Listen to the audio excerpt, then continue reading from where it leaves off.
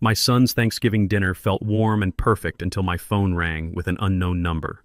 A panicked voice whispered, "Get back to your house tonight. Do not tell anyone." I listened to that voice. When I reached my home, what I found broke my heart and ignited a war I was more than ready to finish. Before I continue this story, let me know where you are watching from in the comments below. Hit like and subscribe if you have ever had to protect yourself from the people who should have loved you the most. My name is Garrett Cole. I am 69 years old, and until that Thursday evening, I believed I had fulfilled every duty a father could possibly have. The dining room in my son Derek's upscale suburban house smelled of roasted turkey, expensive sage stuffing, and an overwhelming amount of hypocrisy. I sat at the end of the long table watching the people I called family put on a theatrical performance of gratitude. Megan, my 34-year-old daughter-in-law, poured me yet another glass of heavy bourbon. It was her fourth attempt to keep me glued to that velvet dining chair. She smiled, but her eyes were cold, assessing me the way a hawk assesses a wounded rabbit. "Garrett, you absolutely must stay for the pumpkin pie," Megan insisted, her voice dripping with that fake sugary sweetness she always used when she wanted something. "Besides, you should not be driving back to that huge empty house all alone. Have another drink. Relax. We worry about your mind, Garrett. You seem so forgetful and fragile lately." I had never forgotten a single thing in my life, let alone the condescension in her voice. I looked at my son. Derek was 38 years old, a ruthless corporate sales director who managed dozens of employees. Yet in his own dining room, he shrank into a silent, spineless shadow whenever his white wife spoke.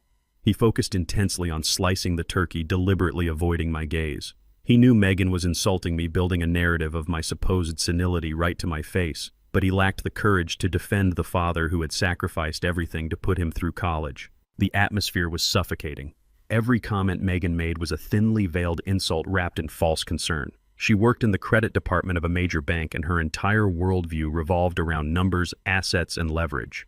To her, I was not a father-in-law. I was a ticking clock attached to a piece of prime real estate. I took a slow sip of my water, ignoring the bourbon entirely. I was about to politely excuse myself when my phone vibrated intensely in my coat pocket. It was an unknown number. I stood up, offering a tight smile. "Excuse me for a moment," I said, walking toward the hallway and entirely ignoring Megan's sharp exhale of annoyance. I answered the phone, expecting a holiday telemarketer. Instead, a young, terrified male voice spoke rapidly, his breath hitching with anxiety. "Mr. Cole, you do not know me, but my name is Toby. I work with Megan at the bank. You need to get back to your house tonight, right now. Do not tell them you are leaving. Do not ask questions. Just drive." Before I could utter a single word, the line went dead. The silence on the other end was deafening. A cold dread settled deep in my chest, but I did not panic. When you have lived as long as I have, you learn to recognize the exact moment the ground shifts beneath your feet. I slipped the phone back into my pocket, my mind racing. I walked back into the dining room, grabbed my heavy wool coat from the back of the chair, and looked directly at Derek. "I am leaving," I stated, my voice low and carrying an absolute authority that left no room for negotiation. Megan stood up so fast her chair violently scraped the pristine hardwood floor. "Garrett, do not be ridiculous," she snapped, abandoning her sweet facade. "You cannot drive. You have had way too much to drink. It is not safe." She stepped directly into my path, her blue eyes wide with a sudden frantic urgency that confirmed Toby's warning. I had barely touched my drink, and she knew it perfectly well. "Move, Megan," I said calmly, looking right through her. Derek finally found his voice, stammering and nervously wiping his hands on a napkin. "Mom would have wanted us to stay together tonight, Dad. Please just sit down. Mentioning my late wife Evelyn was a fatal mistake. Your mother would have hated this dry turkey and this forced conversation," I replied coldly. I stepped past Megan, walked out the front door, and got into my car without looking back. The drive back to my neighborhood usually took about 20 minutes. The streets were quiet, peacefully lit by street lamps and the warm glow of autumn decorations on the neighbors' porches. The crisp November air biting at my windows did nothing to cool the rising heat in my veins. My mind replayed every suspicious moment over the past few months. Megan constantly asking about the deed to my house. Derek subtly suggesting I should look into assisted living facilities because the stairs were getting too dangerous. The sudden intense interest in my financial well-being from a son who had not remembered my birthday for 3 consecutive years. I gripped the steering wheel until my knuckles turned pale. Toby's panicked voice echoed in my ears. Do not ask questions. Just drive. The puzzle pieces were falling into place, forming a picture so grotesque I almost refused to look at it. But as I turned the final corner onto my street, my heart stopped completely. A massive unmarked white moving truck was backed up right onto my front lawn. Its heavy muddy tires were mercilessly crushing the delicate rose bushes Evelyn had planted with her own hands 15 years ago, grinding the vibrant petals into the freezing dirt. The front door of my house, a solid oak door that I had spent an entire weekend installing myself to keep my family safe, was splintered around the lock and hanging wide open on broken hinges. The lights inside were blazing, casting long, frantic shadows across the lawn. Strangers, at least 6 men in dark blue work uniforms, were swarming my property like locusts carrying out my entire life. I watched in absolute horror as 2 men dragged my antique mahogany dining table down the porch steps, scraping the wood against the brick. Another was hauling heavy cardboard boxes overflowing with our most personal belongings. Evelyn's carefully curated vintage records, my favorite books, the photo albums documenting 40 years of our family history, tossing them carelessly into the cavernous back of the truck in the dead of night. I killed the engine and stepped out of the car, feeling a rage so deep and primal that it temporarily paralyzed my lungs. This was not just a house to me. When Evelyn and I bought this property over 30 years ago, we were the first African-American family in this neighborhood. We endured the suspicious stares, the whispering behind closed blinds, and the blatant hostility of people who thought we did not belong. We worked double shifts, me fixing plumbing across the city until my hands bled, and Evelyn teaching elementary school until her voice went hoarse, just to prove we had every right to be there. Every brick, every floorboard, every piece of furniture in that house was paid for with our blood, our sweat, and our undeniable dignity. It was our fortress. It was the legacy we had built against all odds. And now my own flesh and blood, the son I had given everything to, had sent strangers to pillage it like common thieves in the night. I did not yell. I did not scream for the police.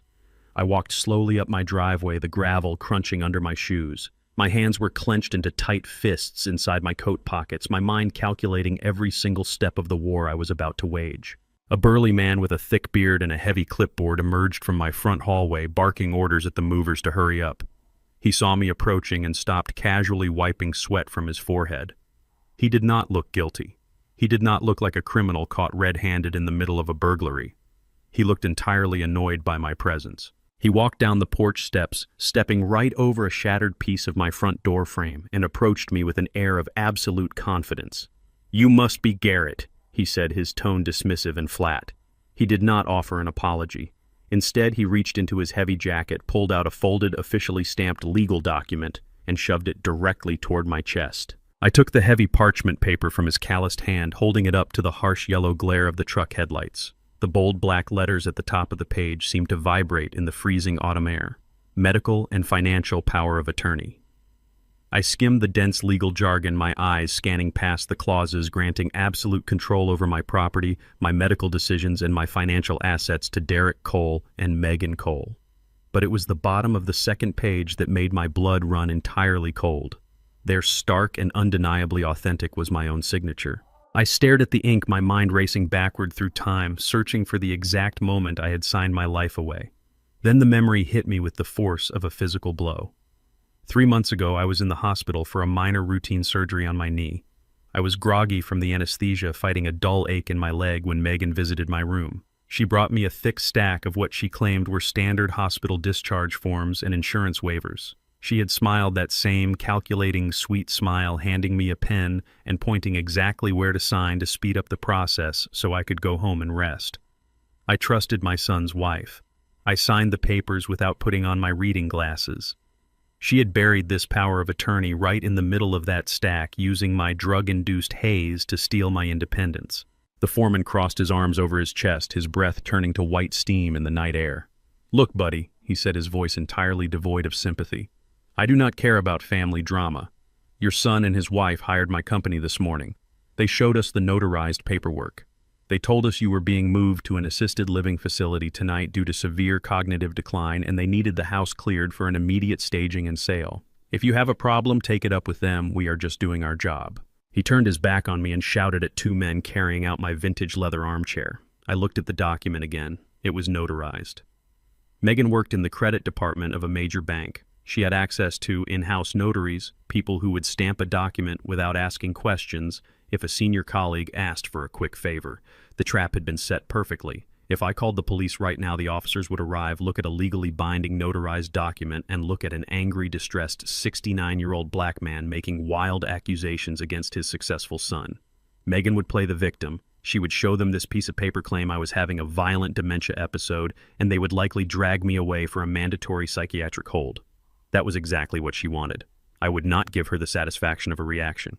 I did not scream. I did not curse. I carefully folded the document, slipped it into my coat pocket, and backed away from my own front yard. Every step felt like retreating from a battlefield where I had been ambushed without a weapon. I got back into my car and locked the doors, shielding myself from the freezing wind and the sight of my life being dismantled piece by piece. Sitting in the driver's seat, my mind shifted from the shock of the betrayal to the cold, hard logistics of survival. If Megan had the legal authority to empty my house, she had the legal authority to empty my bank accounts. She was a banker. She understood leverage, and she would know that stripping me of my cash was the fastest way to ensure my complete submission. I pulled out my phone and quickly dialed the 24-hour customer service line for the bank that held my pension and everyday checking account. The automated voice guided me through the prompts. I typed in my account number and my social security number, my fingers moving rapidly over the glowing screen. The line clicked and a human operator answered. Her voice was polite and strictly professional. "Mr. Cole, how can I assist you tonight?" "I need to put an immediate freeze on all my accounts," I said, keeping my tone perfectly level, betraying none of the panic that was threatening to consume me. "I believe my financial information has been compromised." "Please hold for one moment while I pull up your profile," she replied. The hold music played for 30 agonizing seconds. When she returned, her tone had noticeably shifted. It was no longer accommodating, it was guarded. "I am sorry, Mr. Cole, but I am looking at your account right now, and it appears a complete freeze was already initiated this afternoon." "By whom?" I demanded, the grip on my phone tightening until the plastic creaked. "By your legally appointed financial guardian," the operator stated firmly. "Megan Cole submitted a notarized power of attorney to our branch manager at 3 o'clock today. According to the notes on your file, your access has been revoked due to medical reasons, and all funds have been routed to a secure holding account under her direct management.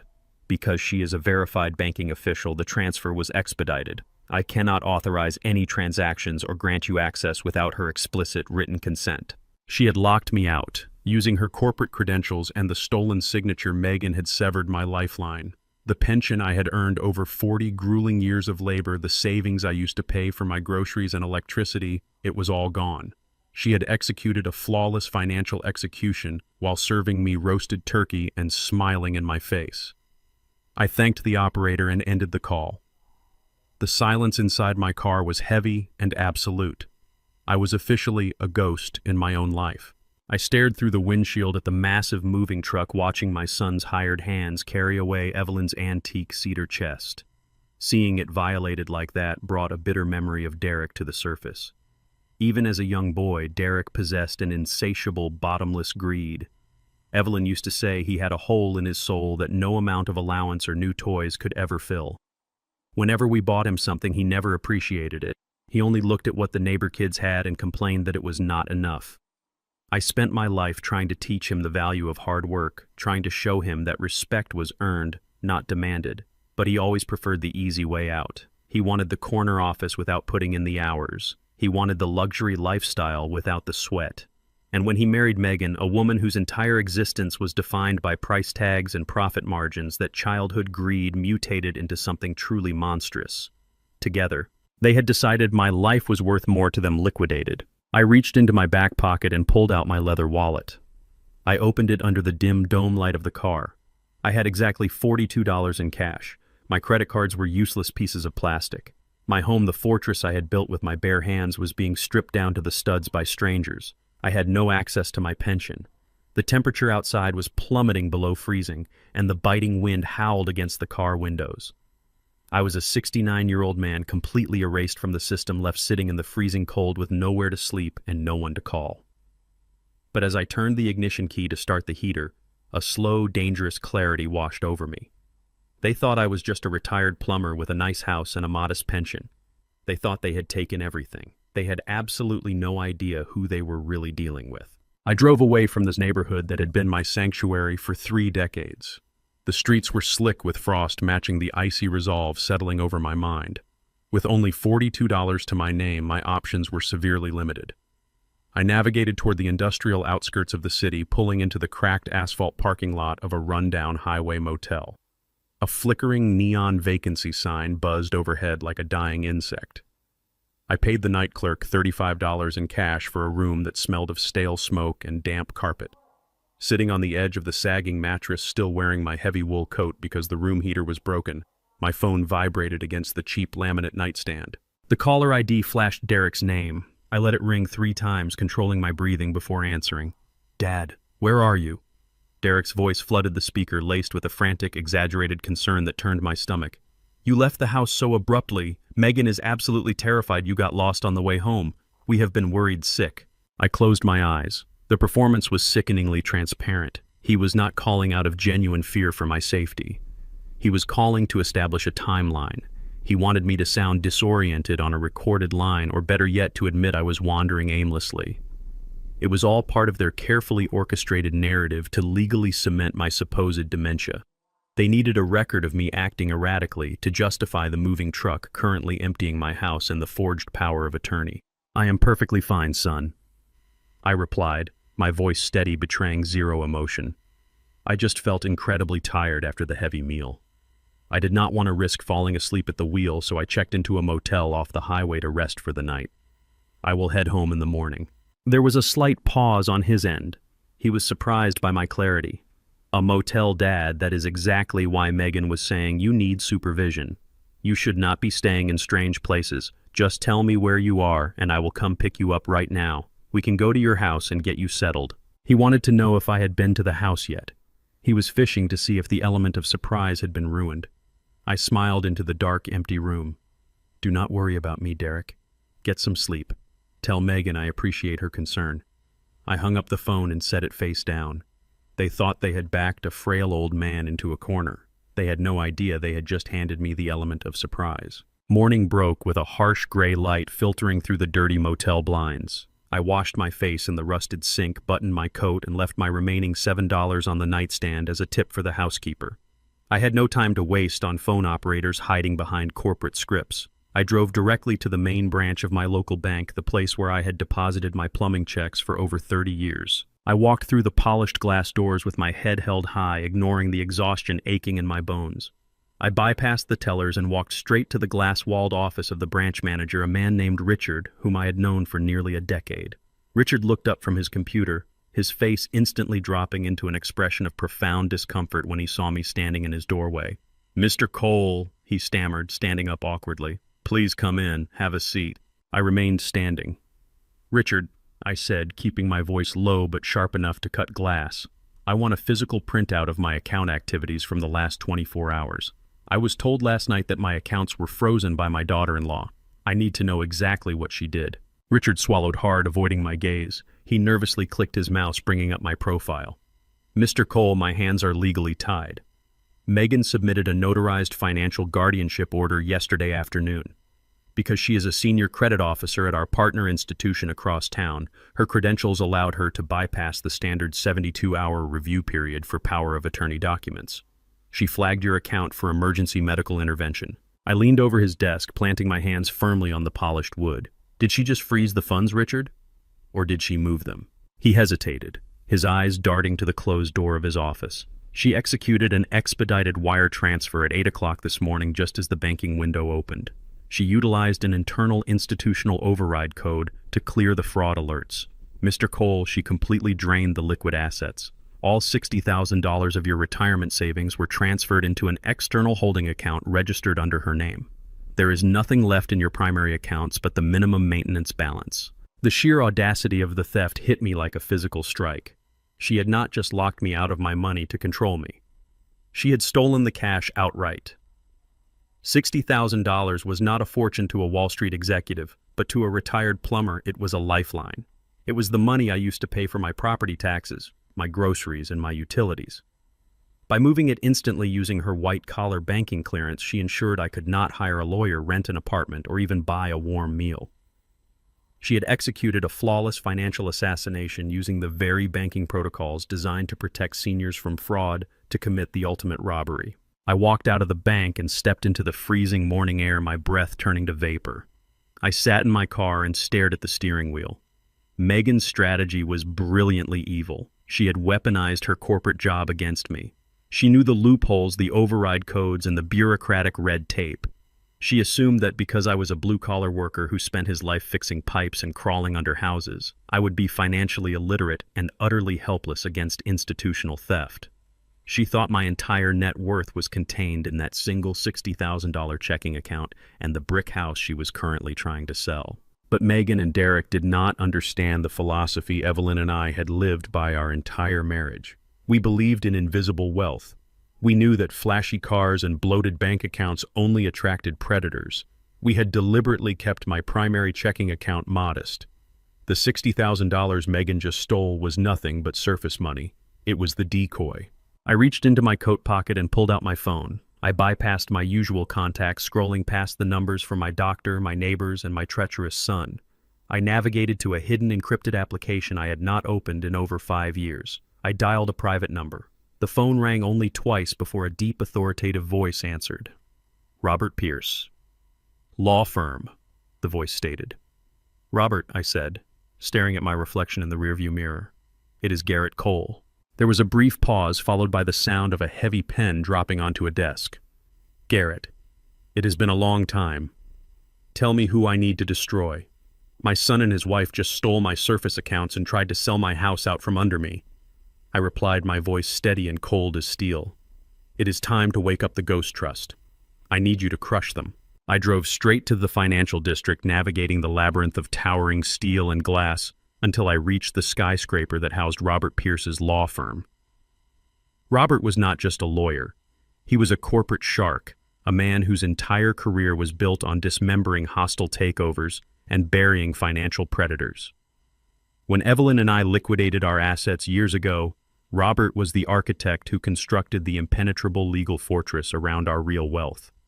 He was waiting for me in his corner office, a sprawling, immaculate room with floor-to-ceiling windows overlooking the freezing city. He did not offer empty condolences or patronizing pity when I walked through the door. Instead, he slid a thick black leather folder across his polished mahogany desk the moment I sat down. I put my investigative team on your son and daughter-in-law the second we hung up, Robert stated, leaning back in his leather chair, his sharp eyes locking onto mine. It did not take long to find the rot beneath the floorboards. They are bleeding out, Garrett. The luxurious lifestyle, the imported luxury cars, the sprawling suburban house where you had dinner last night, it is all a fragile house of cards built on suffocating, inescapable debt. I opened the folder, my hands steady. The numbers printed on the crisp white pages were staggering. How bad is the damage? I asked, my voice betraying no emotion. Robert tapped a heavy silver pen against the desk. They are $400,000 in the hole. Megan has completely maxed out 6 different premium credit cards, desperately moving balances around to avoid defaults. Derek took out a massive second mortgage on their home a year ago to fund an ill-advised tech startup investment that completely tanked. They are now 3 months behind on their primary mortgage payments. The bank is preparing to initiate aggressive foreclosure proceedings by the end of December. That is exactly why they are moving with such reckless criminal speed. They do not just want your money for a vacation. They absolutely need the cash from the immediate sale of your house to save themselves from total bankruptcy before Christmas. The sheer pathetic reality of my son's existence lay bare before me. He had traded his soul, his father, and his family legacy just to keep up appearances for a wife who viewed him as nothing more than a failing investment. They had literally sold my dignity and my home to pay for their designer clothes and disastrous financial ventures. Megan was using her position at the bank to project an image of pristine wealth while secretly drowning in a sea of red ink. We have enough hard evidence to go to the authorities right now, Robert said, leaning forward, his tone turning lethal. Megan committed federal wire fraud by bypassing banking protocols to drain your $60,000. We can file an emergency legal injunction, freeze her accounts, and have them both arrested for elder financial abuse by nightfall. Let me unleash the hounds, Garrett. I will ruin them so thoroughly they will never secure a bank loan or a corporate job again. I stared at the damning financial documents, tracing the sharp edge of the paper with my thumb. No, I replied, my voice steady and cold as the winter wind outside. We are not going to the police. Not yet. Robert frowned, clearly frustrated by my restraint. Garrett, they are currently stripping your home to the studs. If we do not file an emergency injunction today, that house goes on the open market tomorrow morning. If we file an injunction, I countered, looking directly into Robert's eyes, Megan will play her trump card. She has a medical power of attorney. She works in the financial sector and knows exactly how to manipulate the legal and medical systems. If I walk into a courtroom tomorrow claiming my son and his wife are stealing from me, Megan will immediately produce a corrupt psychiatrist she has inevitably paid off. She will point to my anger and claim I am experiencing severe paranoia and violent dementia. They will place me under an involuntary psychiatric hold. I will be locked in a sterile white room, heavily medicated and silenced while you spend months fighting a corrupted legal battle. By the time I finally get out, the house will be sold, the money will be laundered through offshore accounts, and the damage will be irreversible. Robert slowly lowered his pen, understanding the grim tactical reality of my words. She is banking on your predictable outrage, he noted. She expects you to fight back openly and aggressively so she can trap you in a medical straitjacket. Exactly, I said. So we do not fight back openly. We let them think they have won. We let them believe I am exactly what they think I am, a broken, helpless old man who has surrendered to his tragic fate. But in the shadows, Robert, I want you to start quietly buying up their debt. Contact the predatory lenders they owe money to. Do not let them know who is acquiring their loans. I want to become their absolute financial master. I will cut their oxygen supply off so silently they will not even realize they are suffocating until their lungs are burning. I choose financial sabotage. Robert allowed a rare, dangerous smile to cross his stoic face. Evelyn always said you were the most terrifyingly patient man she ever met. He closed the black folder with a definitive snap. I will initiate the ghost trust. Evelyn and I had never cared for the spotlight or the validation of strangers. When my plumbing business expanded decades ago, we secretly invested every spare dollar into buying rundown, bankrupt gas stations across the state. We renovated them, made them highly profitable, and sold the entire regional chain to a massive national conglomerate 10 years ago. We deposited $8 million into a blind trust that did not show up on any standard background check, tax return, or credit report. We drove older model cars and lived in the same modest brick house because we understood the fundamental truth of the world. Flashy wealth makes you a visible target, but invisible wealth makes you completely invincible. Megan and Derek thought they were playing a game of chess against an ignorant peasant. They had absolutely no idea they had just declared war on a king with unlimited resources. I left Robert's office with my heart fortified by ice and a clear, devastating plan forming in my mind. I stopped at a cheap discount store on the edge of town, buying a battered, inexpensive suitcase and filling it with a few basic changes of clothes. I sat in my car for a moment, ruffling my hair to make it look unkempt, letting my shoulders sag, and practicing the trembling, defeated look of an elderly man who had lost everything he held dear. I had to bury my pride to secure my ultimate victory. As the evening sun dipped below the horizon, casting long, freezing shadows across the manicured lawns of suburbia, I drove my car back to Derek's upscale neighborhood. I parked 2 blocks away to conceal my vehicle, grabbed my single, pathetic suitcase, and walked slowly up his winding concrete driveway. My heart was not beating with fear or sadness. It was beating with the methodical, calculated rhythm of a predator closing in on its prey. I dragged my feet up the porch steps, raised my hand, and knocked softly on the heavy oak door, ready to walk straight into the lion's den. The heavy oak door swung open, revealing Derek bathed in the warm, golden light of the foyer. When his eyes landed on me standing on his porch with my shoulders slumped and a battered suitcase in my trembling hand, all the color drained from his face. I widened my eyes, forcing a look of utter bewilderment and vulnerability. I let my jaw go slack and made my hands shake violently against the freezing wind. "Derek," I rasped, pitching my voice to sound thin and terrified. "I went home, but there were strangers there. My house was empty. I do not know where my keys are. I did not know where else to go." Derek swallowed hard. Guilt flashed across his features, followed immediately by sheer panic. He looked over his shoulder. "Dad, Before he could formulate a pathetic excuse, Megan appeared in the hallway, clutching a crystal glass of white wine. Her sharp blue eyes narrowed the second she saw me. There was no sympathy in her gaze, only a profound, visceral disgust.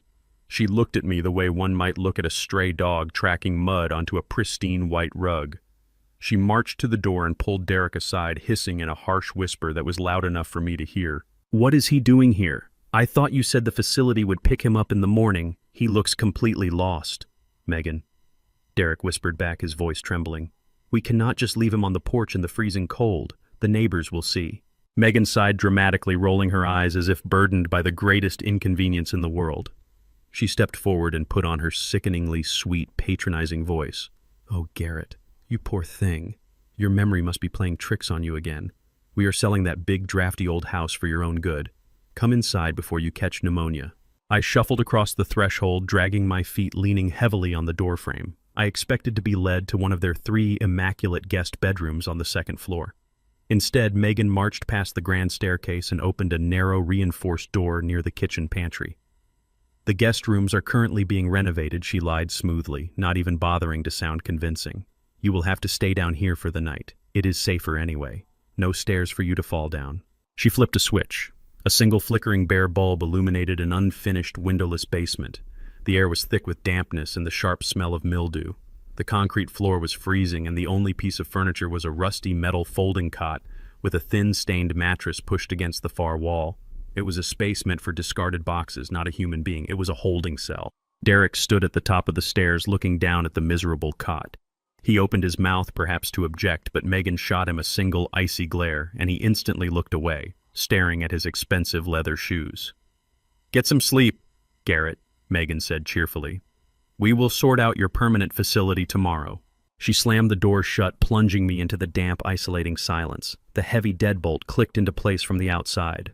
She had literally locked me in the basement. I stood in the center of the cold concrete floor, letting the shivering act drop entirely. I straightened my spine, rolling my shoulders to release the tension of the performance. They thought they had trapped me. They did not realize I had just successfully breached their perimeter. I waited 3 hours in absolute silence.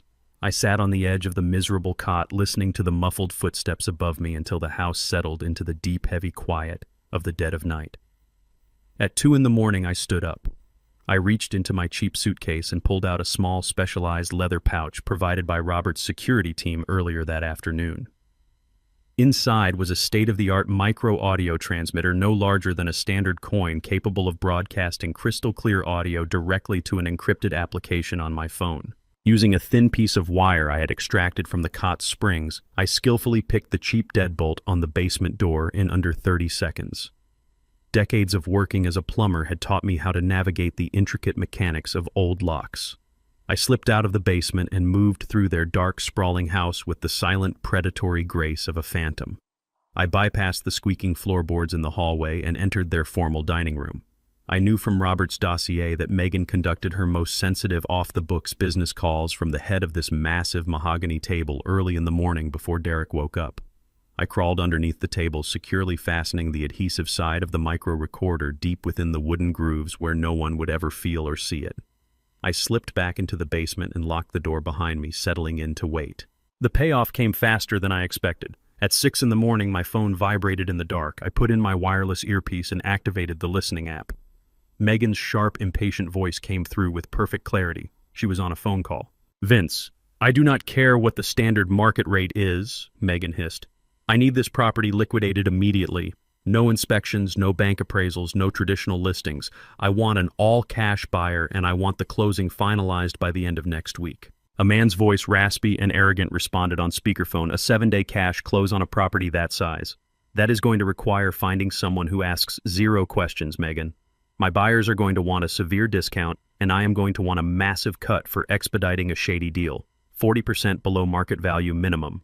"Fine," Megan snapped without hesitation. "Take whatever cut you want from the buyer's end. Just get me $300,000 in clean, untraceable cash wired to the offshore account I sent you. My father-in-law's signature is already on the power of attorney. The old fool does not even know what day it is. Just get it done before the bank auditors flag my personal mortgage defaults." I recorded every single second of the audio directly to my secure cloud server. She was conspiring to commit real estate fraud intentionally, selling a highly valuable asset far below market value to dodge federal banking oversight and funnel the cash into an offshore account to save her own skin. She was leaving a trail of digital breadcrumbs that would guarantee her a lengthy federal prison sentence. As the call ended, I heard a second set of footsteps enter the dining room above me. It was Derek. His voice came through the earpiece, sounding weak and hesitant. "Megan, are you sure about Vince?" Derek asked softly. "Selling Dad's house for cash under the table feels risky. If the bank finds out or if Dad somehow figures it out." "Your dad is sitting in a freezing basement talking to the walls," Megan interrupted viciously.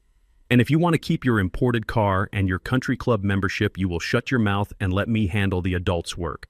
If we do not get this cash by Friday, we are homeless, Derek. Do you understand?" "Yes, Megan. I understand," Derek murmured, utterly defeated. Listening to that exchange, the final agonizing thread of paternal sympathy inside me completely snapped. I realized my son was not a victim of manipulation.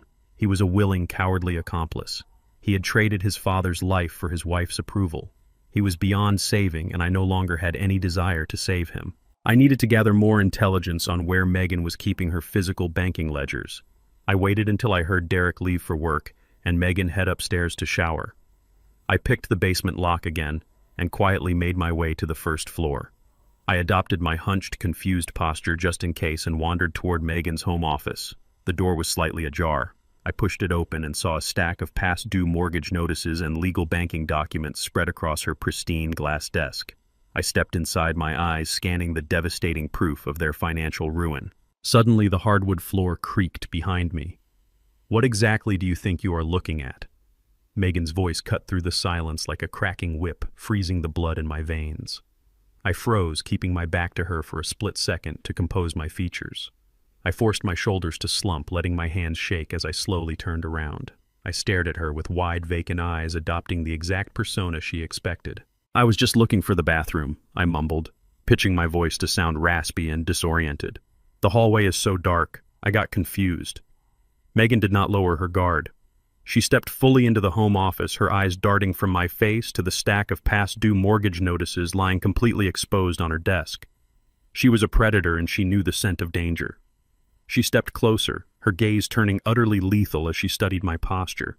"You are not confused, Garrett," she said, her voice dropping to a terrifyingly calm whisper. "I see it in your eyes. You know exactly what you are looking at." I maintained my blank expression, but my silence was all the confirmation she needed. Panic, sharp and sudden, flared across her immaculate features. If I was lucid, if I understood the depth of their financial ruin, I could ruin her impending illegal cash sale. I could walk out the front door, hail a cab to the police station, and report her for elder abuse and wire fraud. She needed me neutralized immediately, and she needed it done with unquestionable legal permanence. I watched the gears turning in her calculating mind. She looked at the heavy glass door of the office, then back at me. Finally, her eyes landed on a sleek silver letter opener resting next to her keyboard. What happened next occurred with such blinding, psychotic speed that it took all my willpower not to react. Megan grabbed the heavy silver blade. She looked me dead in the eye, flashing a twisted, desperate smile. Then, without a single moment of hesitation, she dragged the sharp edge of the letter opener violently across her own left forearm. Blood welled up instantly, bright red and startling against her pale skin. It dripped down her wrist, staining the cuff of her expensive white silk blouse. She tossed the bloodied letter opener onto the floor directly at my feet. I stood perfectly still. I knew exactly what she was doing, and I knew that if I moved to stop her, or if I picked up that blade, my fingerprints would seal my fate. She grabbed her cell phone with her uninjured hand and dialed 911. The moment the operator answered, Megan transformed. The cold, calculating banker vanished, replaced instantly by a hysterical, terrified victim. "Help me!" she screamed into the phone, her voice cracking with manufactured terror. "Please send the police immediately. My father-in-law has severe dementia. He is having a violent episode. He broke into my office and attacked me with a knife. He does not know who I am. Please, there is so much blood. Hurry." She dropped the phone, letting it clatter onto the glass desk so the operator could hear her continuing to sob loudly. She sank to the floor, clutching her bleeding arm, rocking back and forth. "You are going to be locked in a padded room until the day you die, old man," she whispered viciously through her fake tears. I did not say a word. I simply recorded the sheer depravity of the moment in my mind. 10 minutes later, the wail of police sirens shattered the quiet morning air of the upscale neighborhood. Tires screeched in the driveway. Heavy boots pounded against the front porch. The front door was thrown open and 3 police officers burst into the hallway with their hands resting on their holstered weapons. Derek arrived just seconds behind them, sprinting through the front door in his tailored work suit, having clearly been called by his frantic wife. He stopped dead in his tracks at the entrance of the home office. The scene was perfectly staged for my destruction. Megan was curled in the corner, sobbing uncontrollably, clutching her bleeding arm. I was standing in the center of the room, looking down at the bloody letter opener at my feet. "Secure the suspect," the lead officer barked. Two younger officers rushed forward, grabbing my arms and twisting them behind my back. They did not care that I was a 69-year-old man. They only saw a violent aggressor standing over a bleeding woman. The cold metal of the handcuffs bit into my wrists, clicking tightly into place. "Oh my God, Megan," Derek yelled, rushing to his wife and dropping to his knees. "What happened?" "He attacked me!" "Derek," Megan wailed, burying her face in his chest. "He came into the office muttering nonsense. He did not recognize me. He grabbed the letter opener and just started swinging. I was so terrified." The lead officer pulled out a notepad, turning his stern gaze to my son. "Sir, does your father suffer from cognitive decline? Does he have a history of violent outbursts?" I looked directly at Derek. I locked eyes with the boy I had taught to ride a bicycle, the boy I had stayed up all night helping with math homework, the boy whose entire life was funded by the sweat off my brow. This was his moment. He knew his wife was a manipulator. He knew I had never been violent a single day in my life. He looked at Megan's bleeding arm, then he looked at the police officers, and finally he looked at me. "Yes," Derek said, his voice shaking but his words devastatingly clear. "He has been suffering from severe dementia. He has been totally confused lately. We were trying to find him a safe medical facility. He must have completely lost his mind. He verbally signed my death warrant. He chose his wife's psychotic lie over his father's freedom." The officer nodded, scribbling in his notepad. "Based on the physical evidence and your statement, sir, we are removing him from the premises immediately. Given the domestic violence claim and the danger he poses, an emergency temporary restraining order is taking effect right now. He is legally barred from this property, from contacting your wife, and from coming within 500 feet of you both." They hauled me out of the home office. I walked with my head held high, refusing to stumble, refusing to give Megan the satisfaction of seeing me break. As the officers marched me through the front door and down the driveway toward the flashing lights of the police cruiser, I did not look back. I did not need to. I knew the micro-recorder was still firmly planted under their dining room table, silently capturing every move they made. The officers drove me to the local precinct. Because of my age, my clean record, and the lack of a prior psychiatric history, the precinct captain decided not to formally book me into a holding cell. Instead, I was processed, handed a copy of the emergency restraining order, and forcefully instructed never to return to my son's address. They dumped my cheap suitcase on the sidewalk outside the station and told me to move along. I stood alone on the freezing pavement outside the police precinct. The bitter winter wind whipped against my coat. The physical cold was nothing compared to the absolute hollow void in my chest. The bond between a father and his son is supposed to be sacred. It is supposed to be the one anchor in a chaotic world. But standing on that concrete, I felt that anchor shatter completely. Derek had chosen his path. He had watched them put me in handcuffs based on a manufactured lie, and he had helped them tighten the metal.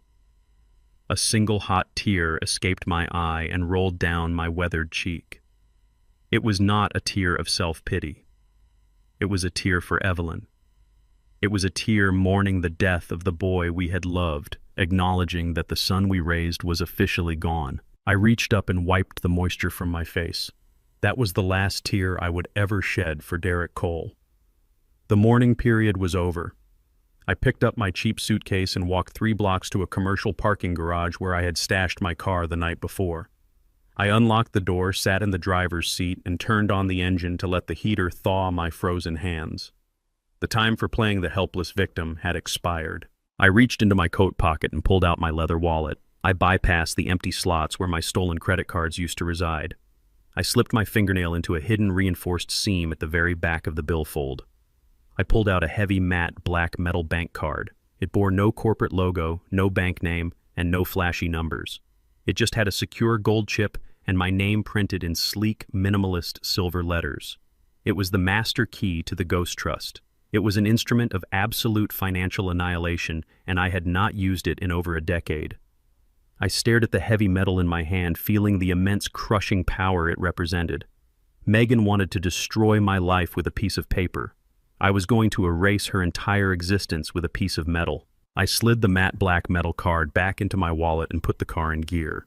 I drove away from the police precinct, leaving the humiliation of the morning behind me.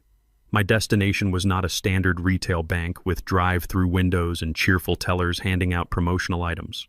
I navigated to the financial center of the city, pulling up to an imposing, unmarked limestone building that occupied an entire city block. There were no glowing neon signs. There was only a discreet brass plaque beside heavy, reinforced glass doors. This was Vanguard Private Wealth Management, an institution that did not accept walk-in customers. You did not simply open an account here. You had to be invited by the board of directors, and the minimum deposit to even walk through the door was $5 million in liquid assets. I parked my car down the street and walked up to the entrance. Two towering security guards in tailored dark suits evaluated my scuffed boots and faded wool coat. I saw the immediate dismissal in their eyes. They stepped forward to block my path, assuming I was a confused old man who had wandered away from a public bus stop.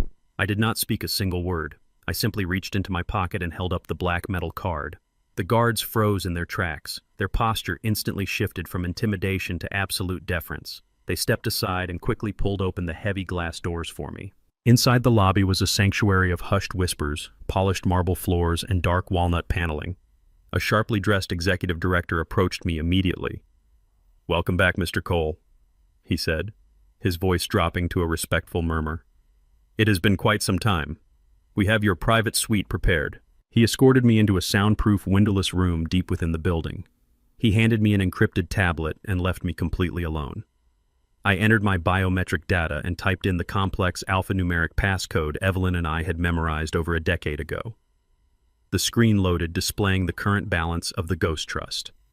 $8,412,000. I stared at the staggering number, feeling the ghost of my wife standing beside me in that quiet room. We had not inherited this massive fortune. We built it from the dirt up. Decades ago, while everyone else was trying to buy flashy suburban houses and expensive cars on credit, Evelyn and I secretly purchased a string of bankrupt, run-down gas stations along emerging commercial highways.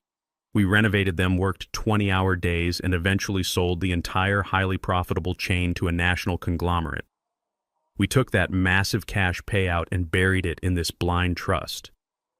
We chose to live like modest working-class people because we understood that true financial power is completely invisible.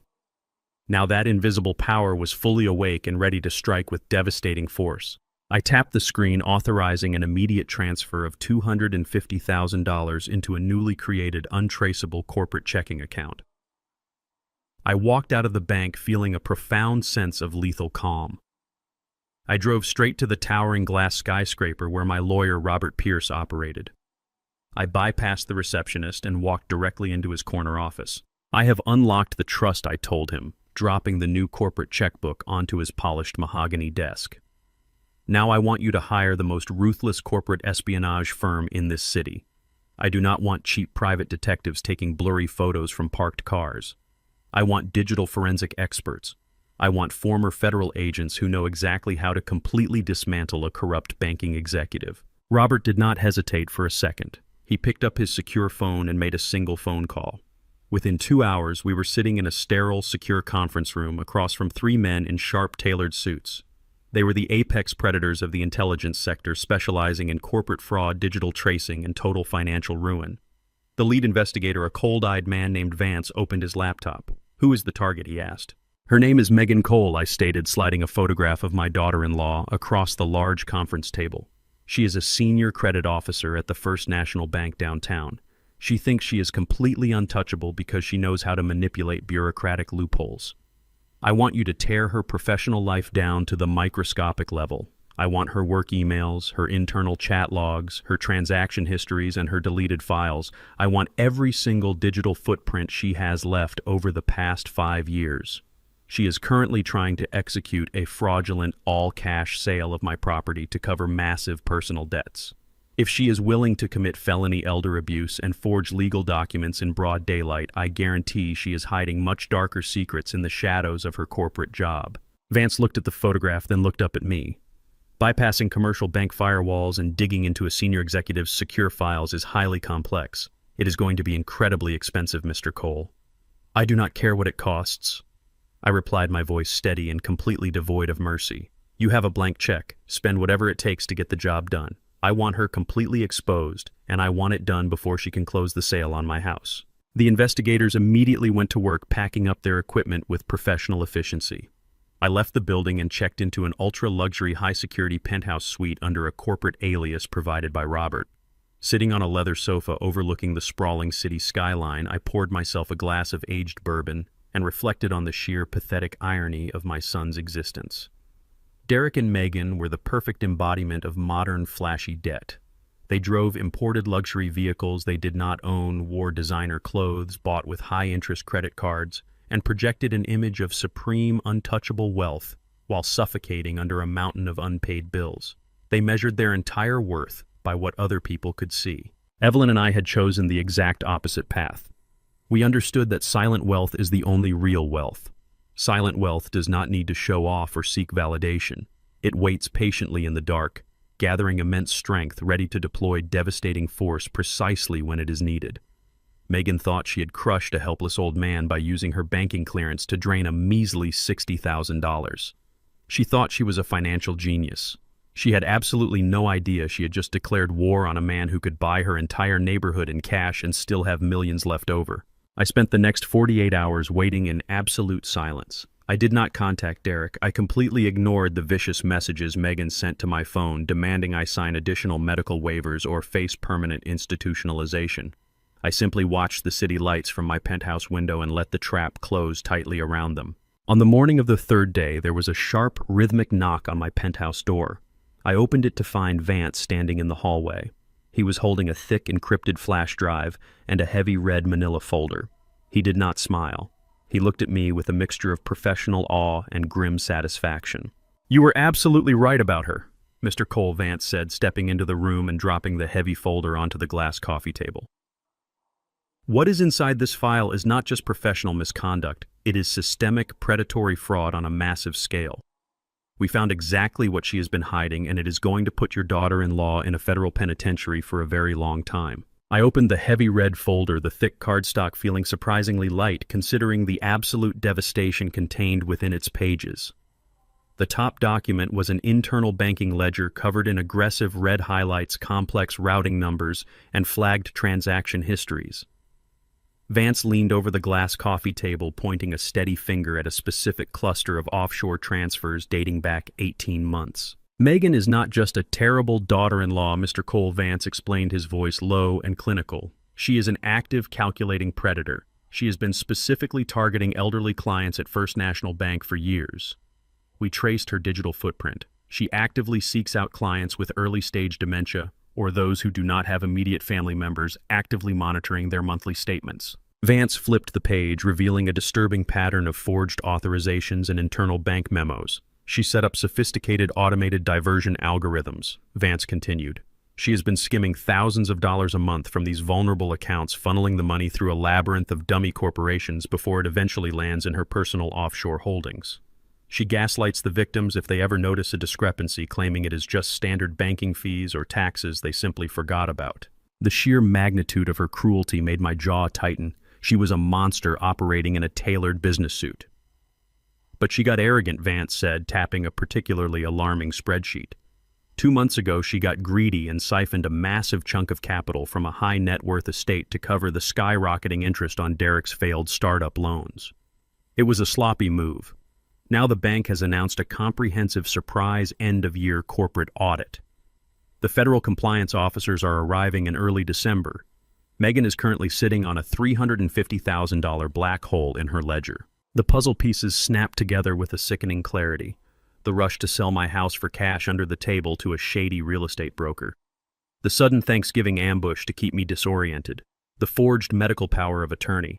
It was never just about funding her luxury lifestyle or buying designer clothes. It was a desperate, panicked scramble for survival. She needed the illicit cash from my home to plug the massive hole in her bank's ledger before the federal auditors arrived and inspected her files. She was literally planning to sacrifice my life, my freedom, and my home to buy her own get-out-of-jail-free card. Vance closed the folder and looked at me. "We have enough digital evidence right here to trigger a massive federal indictment. We can forward this dossier directly to the FBI White-Collar Crime Division tonight. They will raid her office by morning. Do you want me to make the call? I stared at the red folder for a long moment, listening to the hum of the city traffic far below my penthouse window. Handing this to the authorities right now is too clean, I said, my voice dropping to a dangerous, steady calm. She goes to jail, but Derek gets to play the innocent, betrayed husband. He walks away claiming he had no idea his wife was a criminal mastermind, files for bankruptcy, and escapes the consequences of his own cowardice. I watched him stand aside while the police put me in handcuffs.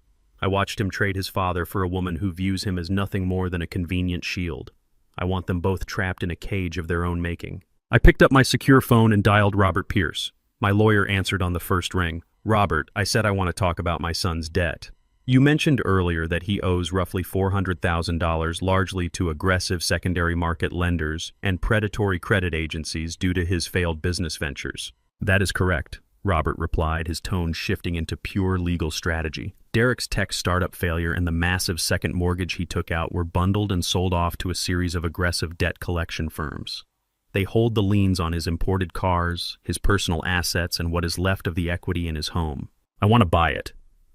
I instructed, my eyes locked on the glittering city skyline.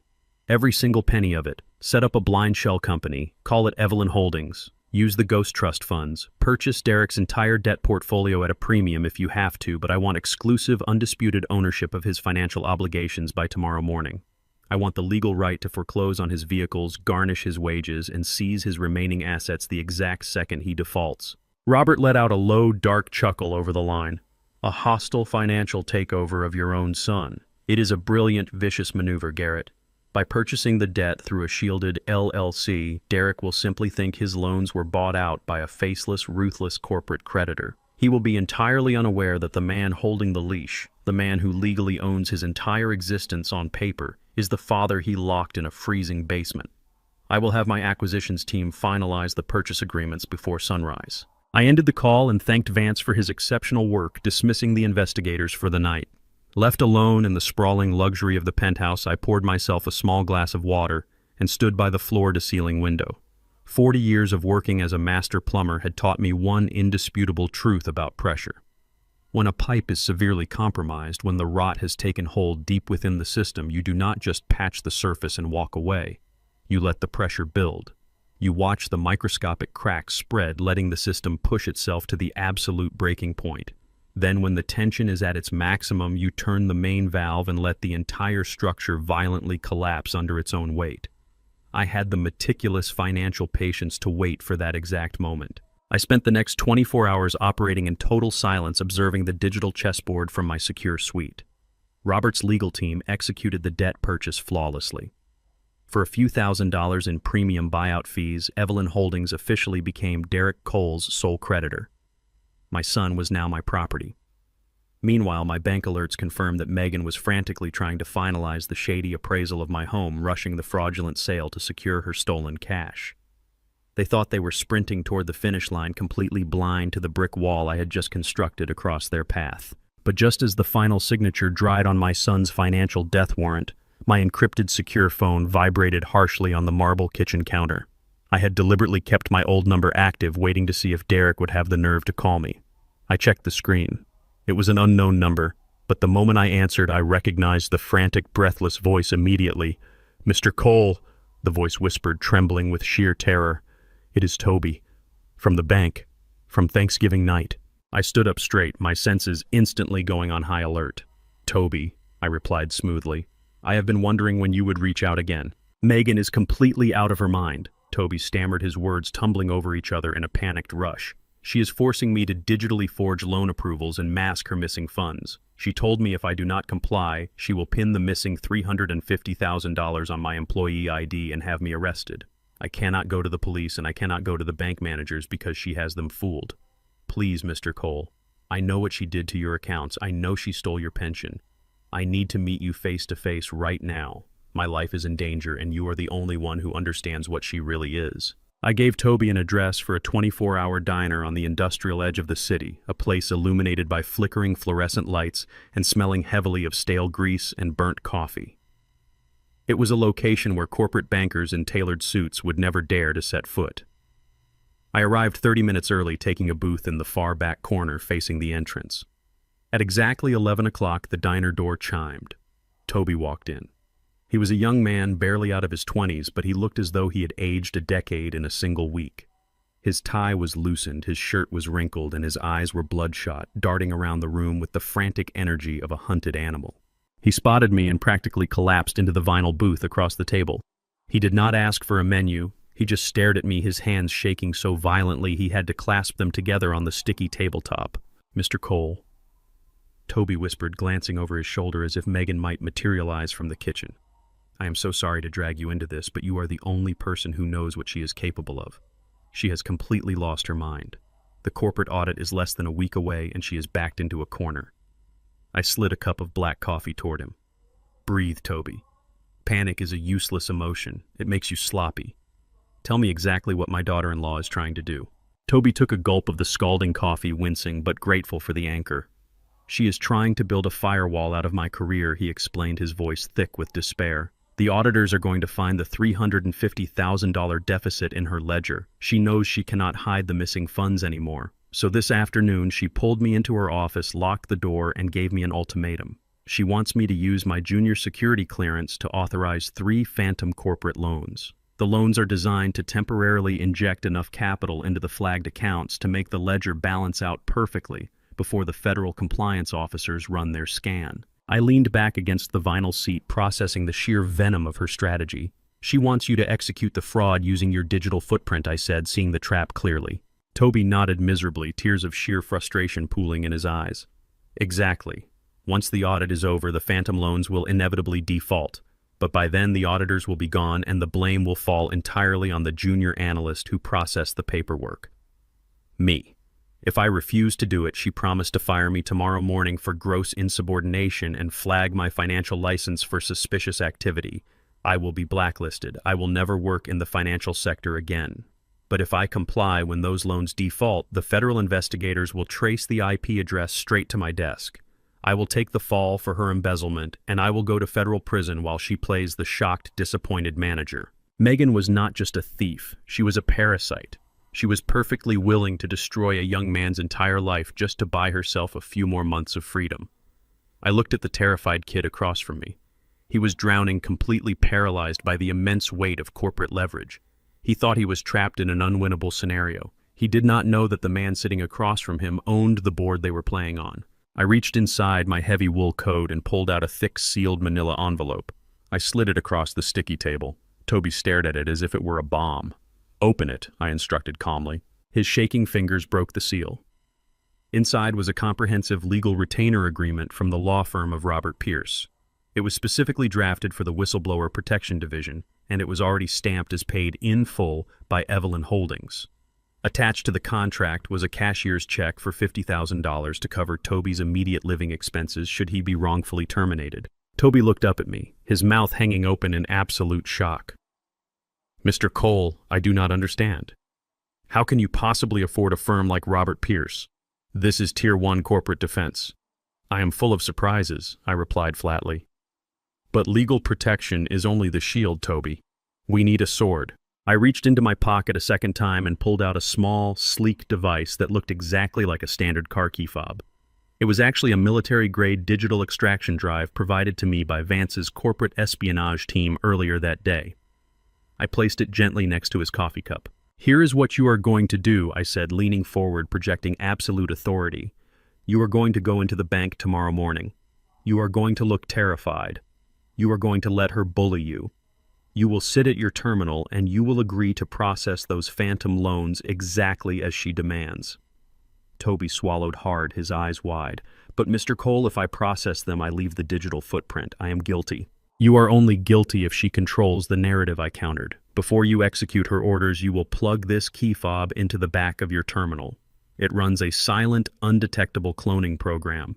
It will record your terminal screen capture, every keystroke, copy the internal routing data, and most importantly, it will extract the digital authorization override she is using to force the transaction through the system. It will prove unequivocally that the commands were initiated under her executive duress. You will comply with her demands, and in doing so, you will hand me the smoking gun I need to put her away for a decade." Toby stared at the small black device. The fear in his eyes began to recede, replaced by a slow, dawning realization that he was no longer a helpless victim. He was a weapon. He looked at me, seeing past the faded wool coat and the blue-collar demeanor. "Who are you, Mr. Cole?"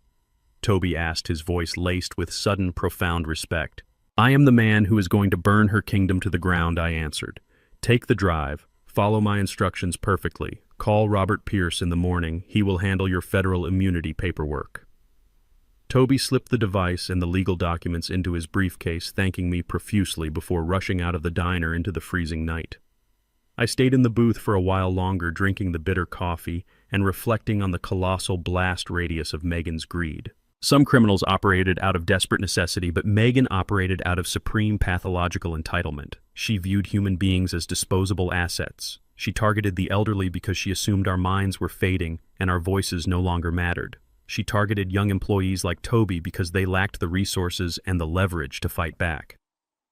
She had even targeted her own husband, meticulously stripping away Derek's spine until he was nothing more than a hollow, obedient shell willing to betray his own father for a shred of her approval. Her collateral damage was staggering.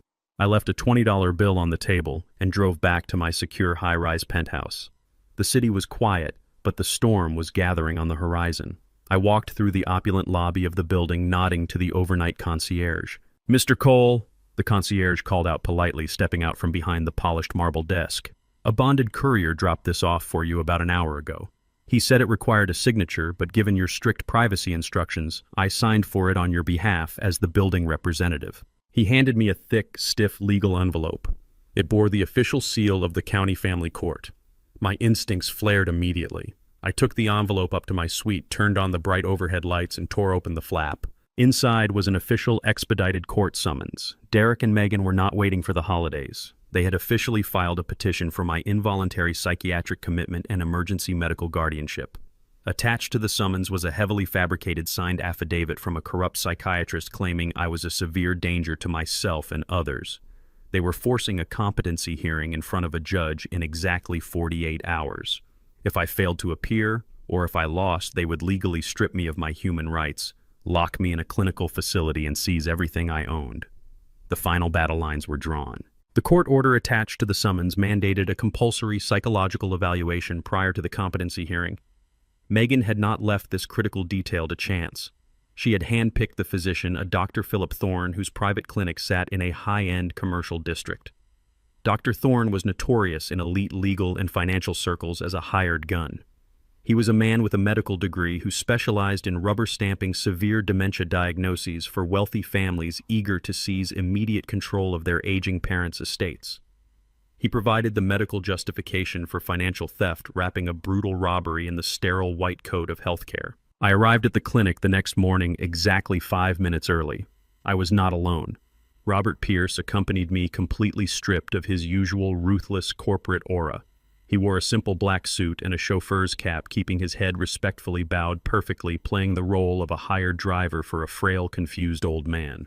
We walked into the sterile, overly bright waiting room, and the receptionist ushered us into Dr. Thorne's expansive office almost immediately. Dr. Thorne sat behind a massive glass desk, steepling his perfectly manicured fingers. He wore a tailored designer suit under a pristine white lab coat, projecting an aura of manufactured empathy that made my skin crawl. He looked at me with the sickeningly sweet, condescending smile usually reserved for toddlers or the mentally incapacitated. "Have a seat, Garrett," Dr. Thorne said, intentionally refusing to use my last name in order to establish an immediate psychological dominance. "Your son and his wife have expressed deep concern about your recent behavior. They tell me you have been highly aggressive, wandering around the city aimlessly and suffering from severe paranoia. Let us start with something very simple. Do you know what city we are in right now? Can you tell me the current year?" I let my shoulders slump, sinking deeply into the plush leather guest chair. I allowed my hands to tremble slightly, resting them heavily on my knees. I gave him exactly the performance he was being paid to document. I answered his questions slowly, occasionally pausing as if struggling to grasp a fleeing thought deliberately, looking toward Robert as if seeking permission to speak. Dr. Thorne grew increasingly confident, scribbling aggressively on his yellow legal pad. He pressed harder, changing his tone to provoke a hostile reaction. "Megan tells me you accused her of stealing your money, Garrett. Paranoia regarding personal finances is a classic, undeniable symptom of cognitive decline. You understand that your family is only trying to protect you from making terrible financial mistakes, do you not? I kept my eyes fixed on the floor, playing the part of a broken, intimidated senior citizen. I understand they want my house, I mumbled softly, letting my voice crack with feigned despair. I know they want my pension. Dr. Thorne smiled, a predatory, victorious smile. He had his narrative. He leaned forward to deliver the final psychological blow, preparing to formally dismiss my lucid complaints as the ravings of a sick mind. But it was in that precise moment of his absolute arrogance that I sprang the trap. I reached into my heavy coat pocket as if searching for a handkerchief. Instead, my trembling hand snagged the edge of a thick, official-looking legal folder I had deliberately placed there. I pulled it out clumsily, letting it slip from my grasp. The folder hit the polished floor, spilling its contents violently across the expensive Persian rug. Robert, playing the dutiful driver, instantly dropped to his knees to gather the scattered papers. But he moved just slowly enough to ensure Dr. Thorne got a perfectly clear view of the bold, red-lettered documents facing upward on the floor. Dr. Thorne's smug expression vanished in a millisecond. His eyes locked onto the papers. They were highly authentic-looking, albeit entirely fabricated, irrevocable trust transfers. The documents clearly stated that Garrett Cole was finalizing the immediate transfer of his entire pension, his savings accounts, and the deed to his brick house to a highly aggressive, notoriously litigious national wildlife charity. The paperwork indicated that the transfer was absolute, leaving zero liquid assets or property to any surviving family members. Robert quickly gathered the papers, offering a sheepish apology, and tucked them back into my coat. But the damage was done. Dr. Thorne was a mercenary, and mercenaries only work when they are guaranteed to get paid. He knew Megan was broke. He knew she was relying entirely on the swift cash sale of my house to pay his exorbitant under-the-table fee for falsifying my medical records. If I gave the house away to a charity today, Megan would be bankrupt by tomorrow, and Thorne would never see a single dime of his illicit money. A visible sheen of sweat broke out on Dr. Thorne's forehead. He abruptly stood up from his desk, clearing his throat nervously. "Excuse me for one moment, Garrett. I need to consult a colleague regarding a detail in your file. Please wait here." He practically sprinted out of the room, shutting the heavy wooden door behind him. He hurried down the hall into his private, soundproof annex. He thought he was secure, but he severely underestimated the men he was dealing with. The moment Thorne left the room, Robert reached under his chauffeur cap and tapped a small receiver in his ear. Prior to our arrival, Vance's espionage team had hacked the clinic's internal phone network. Every call routed through Thorne's private office was currently being captured and recorded on Robert's secure server. Robert nodded at me, a wolfish grin spreading across his face as he listened to the live audio feed. Through the hidden network, we heard Thorne dial a number frantically. Megan picked up on the second ring. Megan Thorne hissed into the receiver, his professional demeanor entirely gone. "We have a massive problem. The old man is sitting in my office right now, and he just dropped legal paperwork transferring his entire estate to a charity. The deed, the pension, everything." What? Megan shrieked through the phone line, her voice cracking with pure panic. "That is impossible. I have the power of attorney." "He is executing an irrevocable trust bypass," Thorne yelled back, sweating. "You told me the assets were secure. If he signs those papers before the court hearing tomorrow, you get nothing. And if you get nothing, I do not get my $50,000 consultation fee. I am not committing perjury and risking my medical license for a bankrupt client, Megan. Fix this today, or I am shredding the affidavit and canceling the hearing." Robert ended the recording and removed his earpiece. We had the smoking gun. A licensed medical professional had just confessed on tape to exchanging a fabricated medical diagnosis for a $50,000 payout from my daughter-in-law. Sitting in that sterile clinic, a profound disgust washed over me. This was the dark, horrifying underbelly of elder care.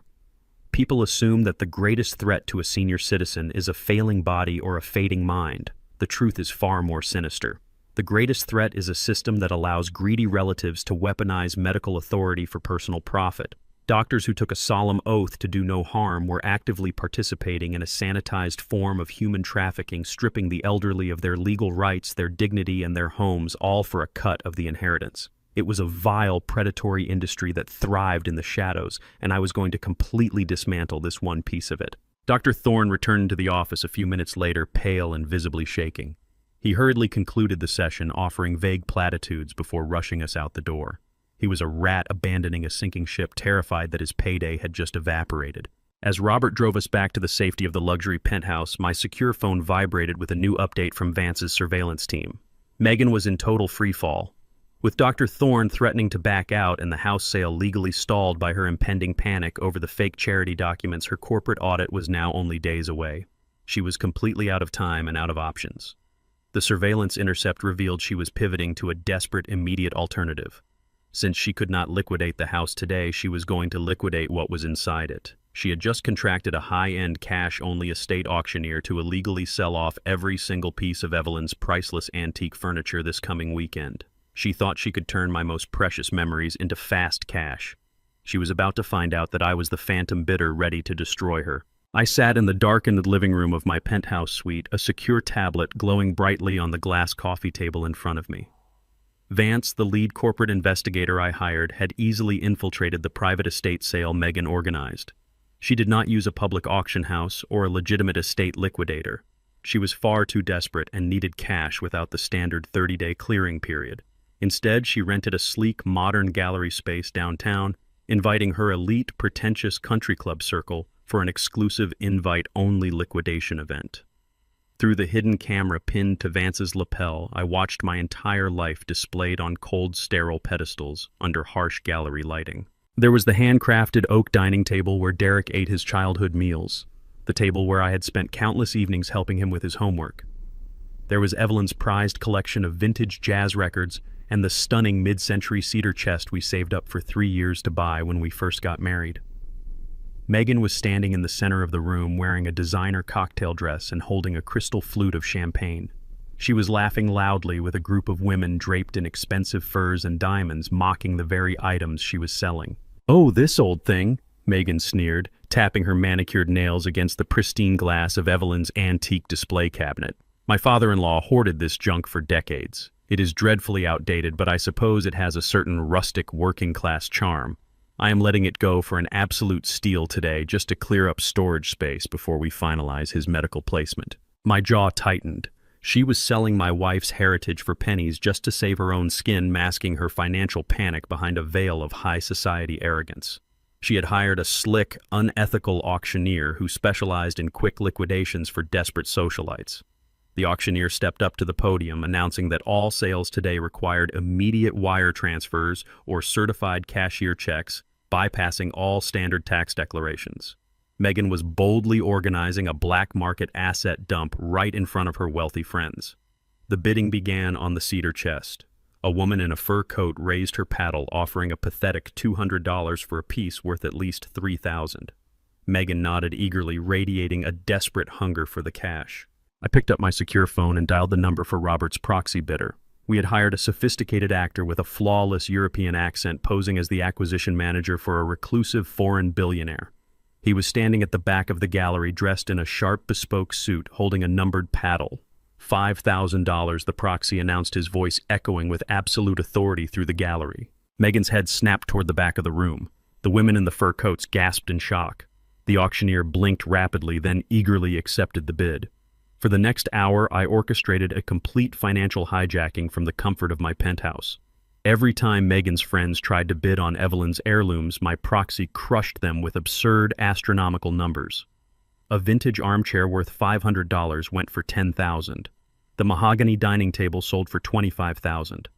I was buying back my own memories, but I was doing it to build a flawless legal trap. Megan was practically vibrating with greed. She watched the total sales skyrocket past $150,000 in a matter of minutes, completely abandoning her wealthy friends to cater exclusively to the whale buyer at the back of the room. When the auction concluded, my proxy approached Megan and the auctioneer in a private back office. Vance followed closely behind his hidden camera, capturing every single word. "My client is incredibly private," the proxy stated smoothly, placing a heavy leather briefcase on the desk. "He prefers to operate entirely off the books. He will authorize an immediate offshore wire transfer for the total amount of $150,000. However, he requires you to sign these specific cash receipt documents claiming the items were donated or sold for less than $5,000 total to avoid luxury export taxes and federal oversight." It was blatant, undeniable tax fraud and international money laundering. A legitimate banker would have called corporate security immediately. But Megan was a desperate criminal staring at a financial lifeline. She did not even hesitate to break the law.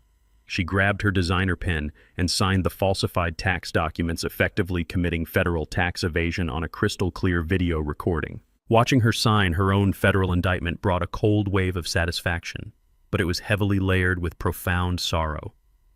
Seeing Evelyn's cherished possessions treated like pawnshop collateral broke my heart. I remembered the day we bought that cedar chest.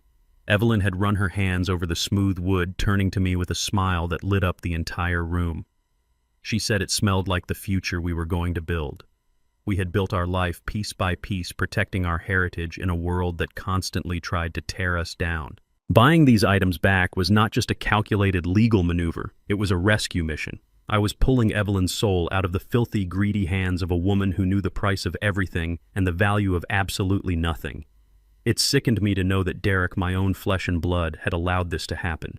He had stood by while his wife priced out his mother's legacy to pay off their fraudulent debts. The proxy packed up the falsified receipts, sliding them securely into his briefcase, and shook Megan's hand. As he turned to leave the back office, he paused, delivering the final fatal hook exactly as Robert and I had instructed. "My client is fascinated by the exceptional quality of these pieces," the proxy said, casually adjusting his suit jacket. He mentioned he might be interested in the estate they originated from. If the actual property is available for a rapid, all-cash transaction, he is willing to pay 20% over market value to close the deal by Friday. Megan's eyes widened with sheer unadulterated greed. The missing piece of her massive embezzlement puzzle had just fallen perfectly into her lap. She had absolutely no idea she had just agreed to sell my own house back to a mysterious investment group entirely controlled by me. The micro-recorder I had planted under Derek and Megan's dining room table was picking up every single sound with terrifying clarity. Sitting in my secure penthouse, I pressed the earpiece deeper into my ear to ensure I did not miss a single syllable. The heavy front door of their house slammed shut with a violent bang. Megan's high heels clicked rapidly across the hardwood floor, moving with a frantic, triumphant energy that radiated through the audio feed. She slapped a thick stack of expedited real estate documents onto the mahogany table right above my hidden microphone. "Derek," she shouted, her voice trembling with sheer exhilaration. "Get out here right now! We did it! We found our golden ticket!" Derek's hesitant footsteps approached the dining room. He sounded exhausted, weighed down by the massive, suffocating debts I now legally owned. "What is it, Megan? What is going on?" She did not miss a beat. "I just secured a cash buyer for your father's house. A foreign investment proxy attended the estate sale and offered 20% over the asking price. $500,000, Derek. Pure untraceable cash closing by this Friday. It covers the mortgage arrears, it clears the maxed out credit cards, and it completely fixes the internal audit discrepancy at my bank. We are saved." The silence that followed was heavy and revealing. Derek did not cheer. He did not immediately match her manic excitement. His voice came through the audio feed, weak and wavering. "Megan, it is Dad's house, the house I grew up in. Rushing an off-the-books cash sale to a faceless foreign entity feels like crossing a line we can never uncross. If the authorities look closely at that forged power of attorney, we are going to federal prison." Megan slammed her hands down on the table, the sharp sound echoing painfully in my ear. "Do not play the moral victim now, Derek," she hissed, her tone vicious and commanding, stripping away any illusion of respect she had left for him. "We are standing on the edge of total financial ruin. You lost our money on your pathetic startup venture. You maxed out the second mortgage because you wanted to play the big-shot entrepreneur. If we do not execute this sale today, we are homeless by Christmas. Act like a man for once in your life. Your father's mind is completely gone. He is sitting in a cheap motel or wandering the streets completely unaware of what day it is. He does not need that house, but we absolutely need this cash. Sign the closing authorization right now." I listened as my son's remaining shred of conscience evaporated into the cold air. He offered no further resistance, no defense of the man who had raised him. The distinct scratch of a pen against heavy paper filled the audio feed. Derek was signing away his childhood home, finalizing his ultimate, unforgivable betrayal. A moment later, the loud pop of a champagne cork echoed through the room. They laughed and toasted to their victory, clinking crystal glasses together, entirely convinced they had just executed the perfect crime. I slowly removed the earpiece, feeling a cold, dark satisfaction settle deep in my chest. Robert Pierce was sitting across from me in the penthouse suite, nursing a glass of sparkling water while reviewing a secure legal tablet. He looked up, catching the grim determination hardening in my eyes. They signed the preliminary closing agreements, I stated flatly, placing the earpiece on the glass coffee table. They are expecting the $500,000 wire transfer by Friday morning. Robert allowed a sharp, predatory smile to cross his face. He tapped the screen of his tablet, pulling up the digital contracts Megan had just blindly authorized and transmitted to his office. She is so blinded by her own greed and desperation that she did not even bother to run a rudimentary background check on the buyer, Robert explained, his voice laced with deep professional amusement. The foreign investment group she is so thrilled to sell to is a front company registered in Delaware. It is a subsidiary entirely controlled by your ghost trust. She is literally selling your own house back to you, Garrett. I leaned back into the leather sofa, letting the sheer magnitude of the trap wash over me. What happens when she tries to process the cash transfer? I asked, wanting to hear the exact mechanics of her impending destruction. Robert set the tablet down and folded his hands. That is the absolute masterpiece of this operation. Because she insisted on a rapid off-the-books transaction to dodge federal oversight, she knowingly transmitted fraudulent real estate documents across state lines using a digital network. By signing those papers and routing the proceeds to an offshore holding account to hide her corporate embezzlement, she has officially committed federal wire fraud. The $500,000 she is eagerly expecting will never hit her shadow account. Robert paused, his smile widening into something truly lethal. We have coordinated with the highest levels of the banking compliance division. The moment she attempts to clear the incoming wire transfer, the funds will be automatically diverted into a heavily monitored federal escrow account. This will trigger an immediate unblockable alert to the FBI Financial Crimes Unit. She thinks she has secured her salvation. In reality, she has just locked the door to her own prison cell. I absorbed the brilliant, devastating strategy.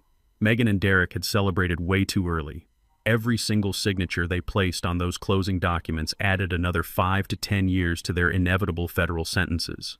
They had dug their own graves, purchased the headstones, and gladly jumped inside. All I had to do now was throw the dirt. We finalized the paperwork tomorrow at the notary office, Robert confirmed, standing up to gather his briefcase and secure files.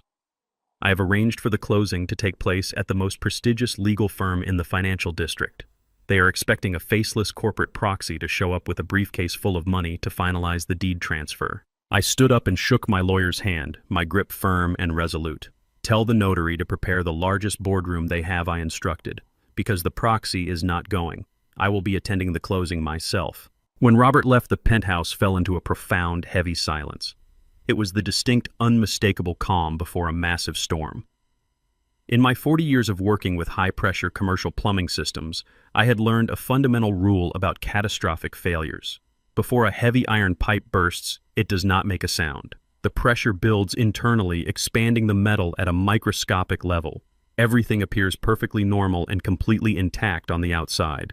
Then, in a single fraction of a second, the tension exceeds the absolute threshold, and the entire structure violently detonates, destroying everything in its path. I walked into the master bedroom and opened the expansive cedar closet. I bypassed the faded wool coats, the cheap flannel shirts, and the scuffed work boots I had worn to play the helpless, confused victim. I reached for a heavy garment bag that a private tailor had delivered earlier that day. Inside was a pristine, custom-tailored charcoal suit, a crisp white dress shirt, and a dark silk tie. I laid the clothes out meticulously on the bed, smoothing out the invisible creases. I was shedding the skin of the broken old man they thought they had easily defeated. I was stepping back into my true power, reclaiming my dignity and my name. I stood by the floor-to-ceiling window, watching the city lights flicker and slowly fade as the dark night gave way to the early morning. The sun slowly crested over the horizon, casting a cold, brilliant light across the towering skyscrapers and the busy streets below. The day of the closing had finally arrived. The board was perfectly set, the pieces were locked into place, and the final checkmate was merely hours away. The upscale notary office was located on the 45th floor of a gleaming glass high-rise in the absolute center of the financial district. It was a space designed entirely to intimidate and impress, featuring imported Italian marble floors, floor-to-ceiling windows boasting panoramic views of the city, and a massive polished mahogany conference table that dominated the central boardroom. This was the arena where the wealthy finalized their triumphs. For Megan and Derek, it was supposed to be the finish line of their most lucrative and deceitful marathon. They arrived 20 minutes early, radiating an arrogant, intoxicating energy. Through the glass walls of the boardroom, anyone could see they had dressed specifically for a victory lap. Megan wore a sleek tailored designer dress that projected corporate invincibility paired with diamond earrings she had undoubtedly purchased on credit to celebrate her impending $500,000 payday. Derek wore a sharp navy suit, pacing the length of the room with a nervous but eager bounce in his step.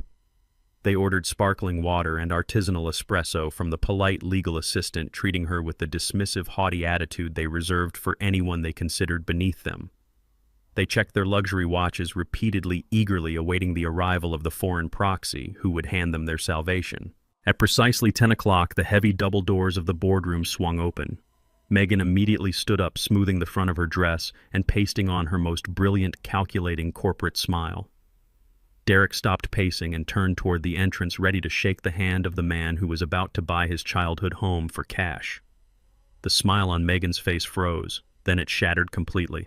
I stepped into the boardroom. I was not shuffling, I was not trembling, I did not look at the floor. I wore a pristine, custom-tailored charcoal suit that fit me with absolute perfection, a crisp white dress shirt and a dark silk tie. My posture was rigid, my shoulders squared, and my gaze was locked onto them with the cold, lethal precision of a sniper. The pathetic, confused old man they had locked in a freezing basement had vanished without a trace. In his place stood a financial titan, a man who had built a silent empire from the ground up, returning to reclaim his throne. Derek physically recoiled, taking a staggering step backward until his lower back hit the edge of the mahogany table. "Dad," he gasped, all the air rushing out of his lungs.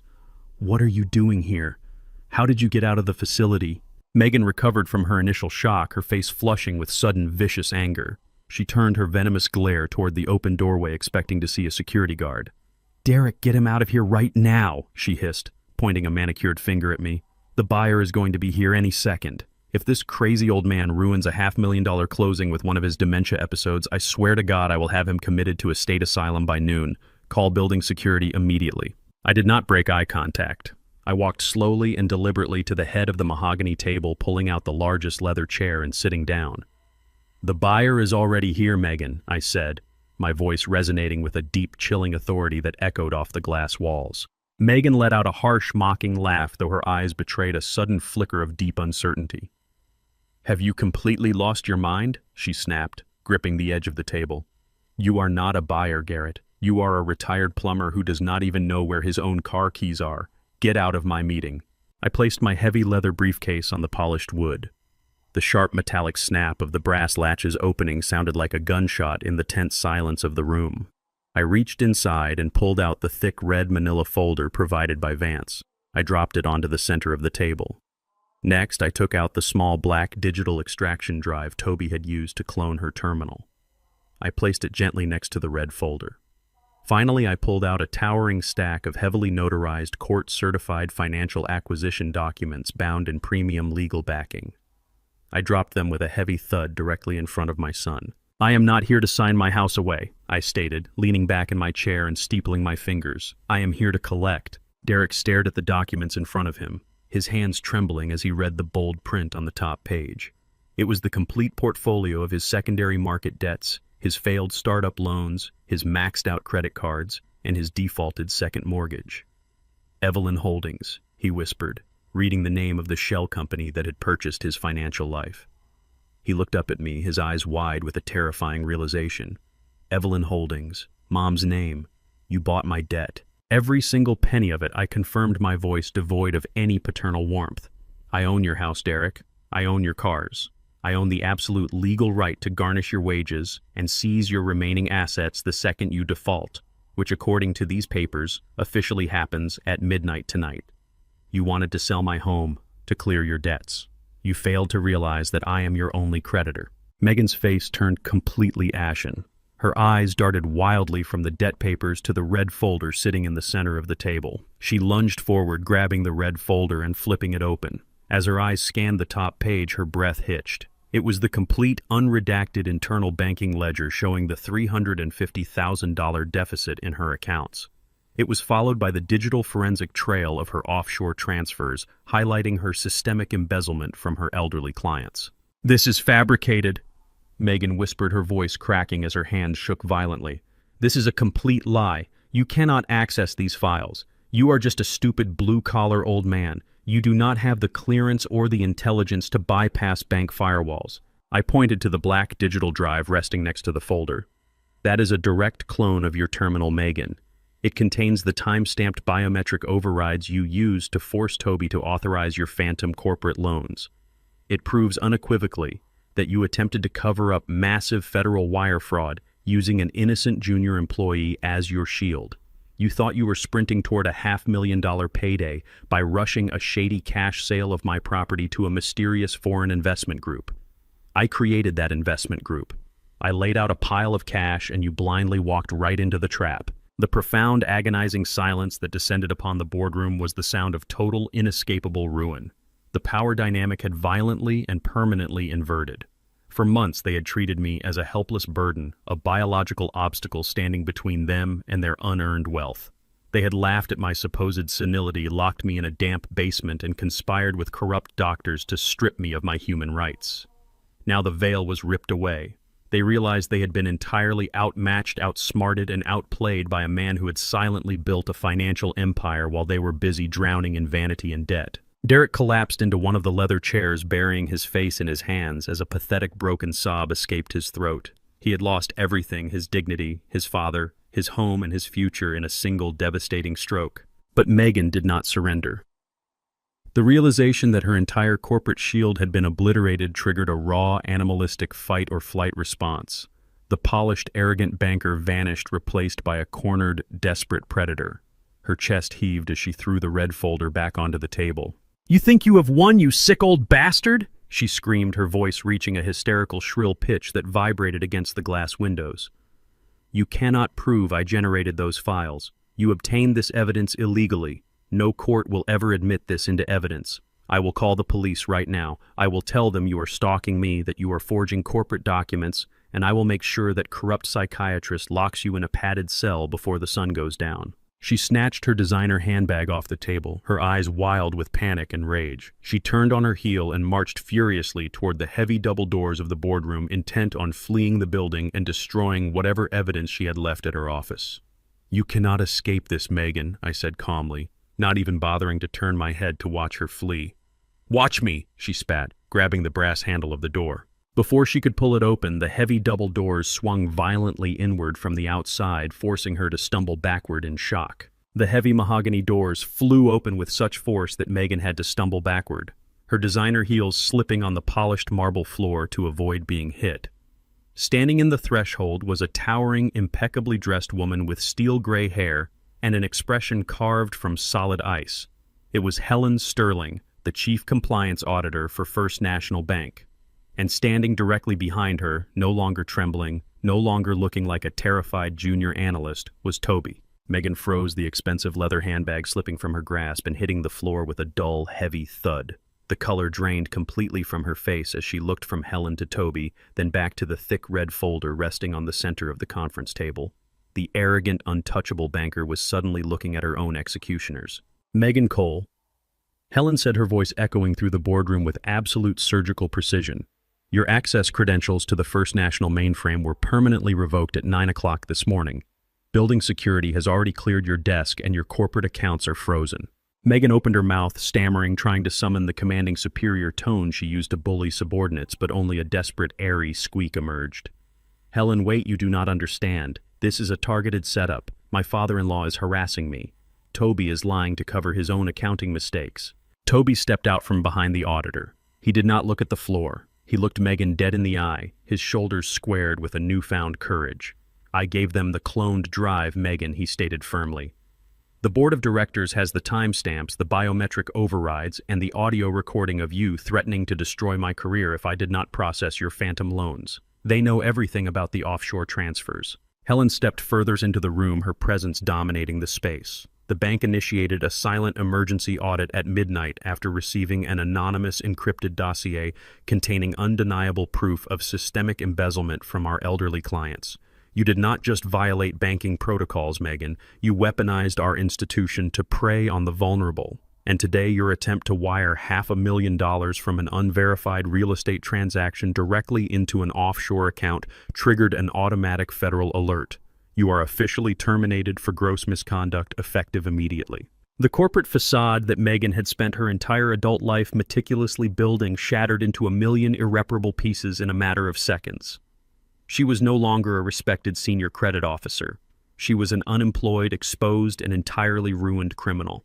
The realization that she possessed zero leverage, no job, no money, and no escape route triggered a terrifying transformation. The polished, sophisticated woman vanished entirely. What replaced her was a cornered, rabid animal. Her chest heaved, her eyes darted frantically around the room, and her hands balled into tight fists. She was trapped, and the panic mutated instantly into pure vicious malice. Derek, who had been sitting paralyzed in his leather chair, slowly stood up. The magnitude of his wife's crimes was finally penetrating his thick skull. He looked at Megan as if he were seeing a complete stranger. "Megan," he whispered, his voice trembling with a pathetic mixture of confusion and heartbreak. "Embezzling from the elderly phantom loans. What have you done? We can fix this. We can hire lawyers. We can figure it out together." Megan whipped her head around, fixing Derek with a glare of such concentrated hatred that it made him physically flinch. "Fix this," Megan shrieked, the sound tearing through the boardroom like shattered glass. "There is no fixing this, you pathetic, spineless loser. Do not stand there looking at me with those stupid, naive eyes. You are the reason we are in this mess." Derek raised his hands defensively, his face pale. "Me, I did not tell you to steal from your bank. I did not tell you to forge documents." "You bankrupt us!" she roared, closing the distance between them and jabbing a manicured finger directly into his chest. "You wanted to play the brilliant tech entrepreneur, and you blew hundreds of thousands of dollars on a worthless startup. You maxed out the second mortgage. You financed imported cars we could not afford just to impress your mediocre friends at the country club. I had to steal to keep a roof over our heads because I married an absolute failure of a man." Derek's lower lip quivered. He looked like a scolded child standing in the middle of a corporate boardroom. "But you said you loved me. You said we were a team." A vicious, ugly laugh erupted from Megan's throat. "A team, Derek. I never loved you. I merely tolerated you. I looked at you and saw a weak, malleable idiot attached to a father who I thought was sitting on a massive, easily liquidated nest egg. I married you because I thought Garrett would drop dead of a heart attack and hand us a fortune. But your father turned out to be just as stubborn and useless as you are, hoarding a cheap brick house while we drowned in your pathetic debt." She paced like a caged tiger, unleashing years of suppressed venom, eager to destroy the man she blamed for her downfall. "You let me lock your own father in a damp basement. You stood by while the police dragged him out in handcuffs on a fabricated domestic violence charge. You signed away your childhood home today without shedding a single tear. You have no spine, Derek. You have no morals. You are nothing but a stepping stone that crumbled under my feet."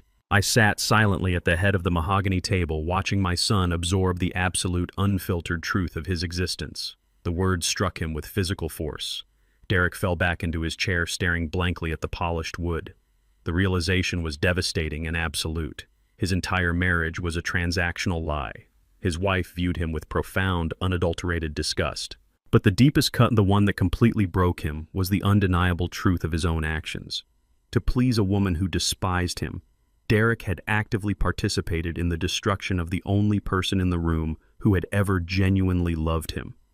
He had traded his father's dignity, his legacy, and his freedom for the illusion of affection from a sociopath. He had abandoned the values Evelyn and I had spent decades trying to instill in him.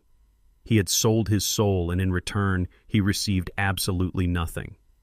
He was hundreds of thousands of dollars in debt to me, entirely unemployed and bound to a criminal who loathed the very sight of him. The boardroom descended into a thick, suffocating silence.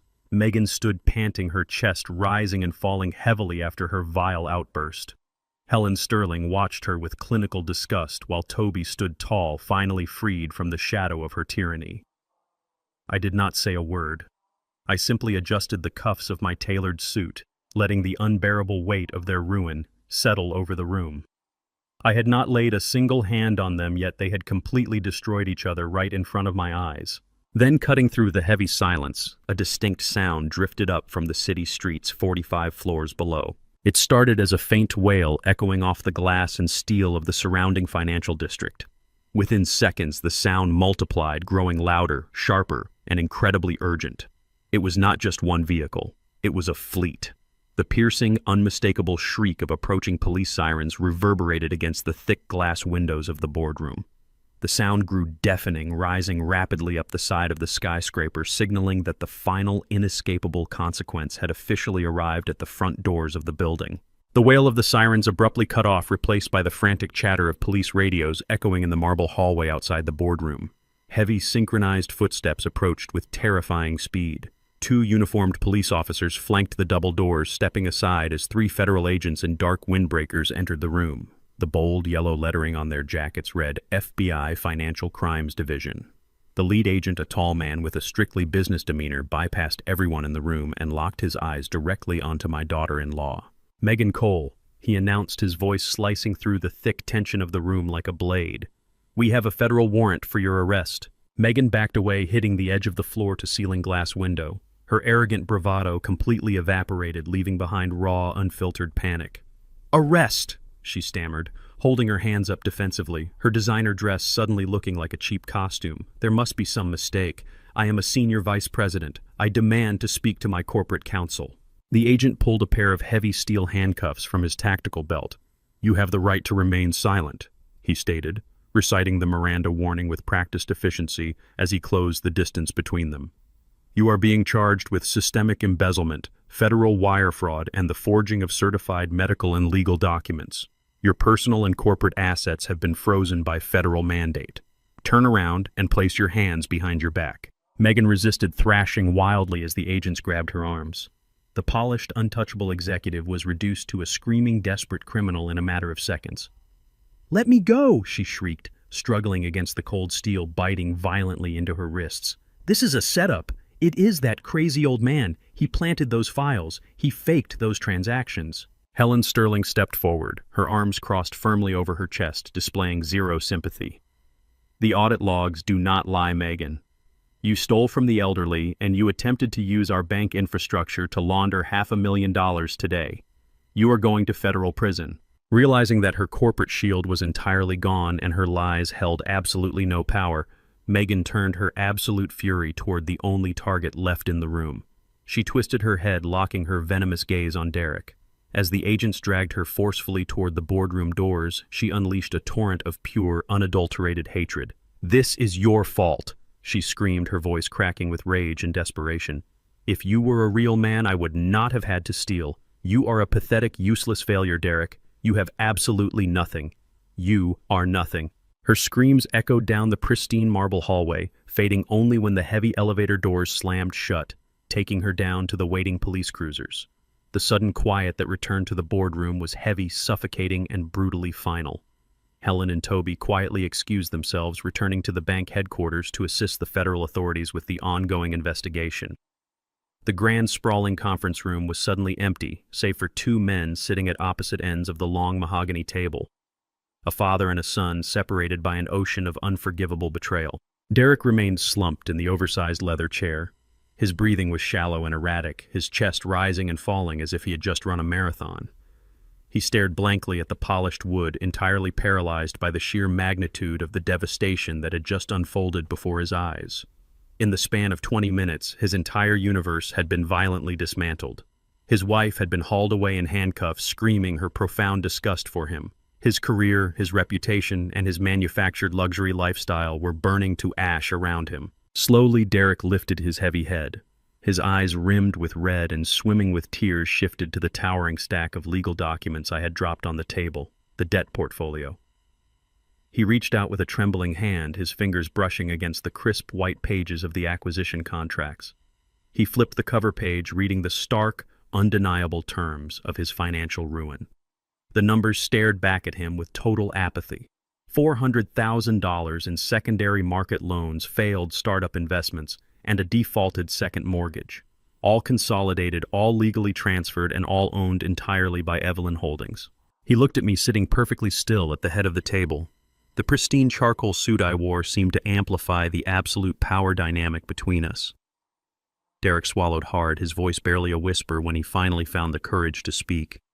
Dad, you own everything. You bought my debt. I own every single mistake you made, I replied, my tone flat, completely devoid of anger, pity, or paternal love. I hold the liens on your imported cars. I hold the note on your house.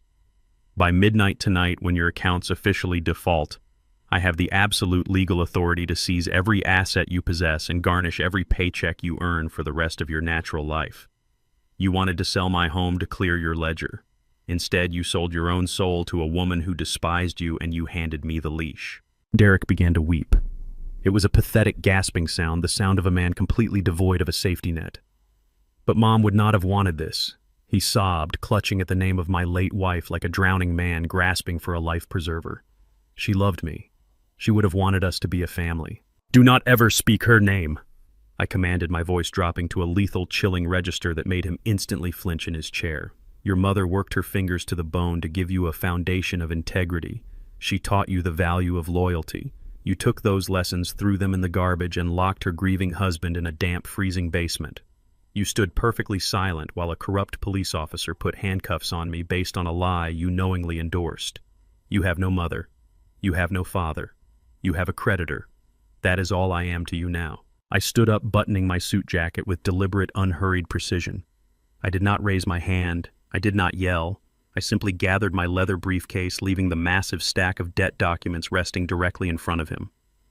I turned my back on my only child and walked toward the boardroom doors. Derek cried out, begging me to stay, begging for a second chance, but I did not stop walking. His pleas bounced off the soundproof glass walls, completely unanswered and entirely useless. Stepping out of the towering skyscraper and into the crisp, cold air of the financial district, I felt a profound sense of closure. The bitter taste of absolute defeat belonged entirely to Derek now. For years, he had chased the illusion of elite status, sacrificing his moral compass to appease a partner who viewed him as nothing more than a convenient stepping stone. He had prioritized the shiny veneer of wealth over the quiet, unshakable strength of family. Now the shiny veneer had cracked, revealing nothing but a vast, hollow void.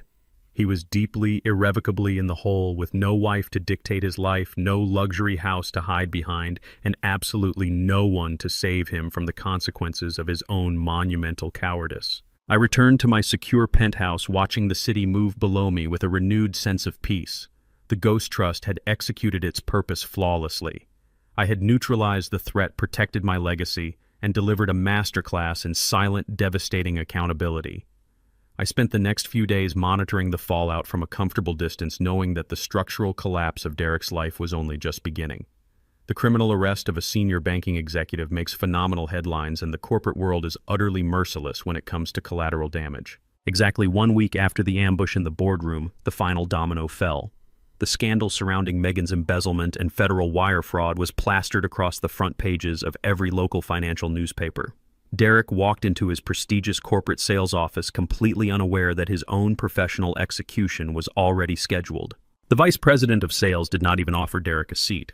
When my son walked into the sprawling, glass-walled corner office that he had spent years ruthlessly trying to secure for himself, he found his supervisor standing behind the desk holding a printed copy of the Morning Financial Gazette. The headline detailing Megan's spectacular arrest and the massive elder fraud ring was circled in thick red ink.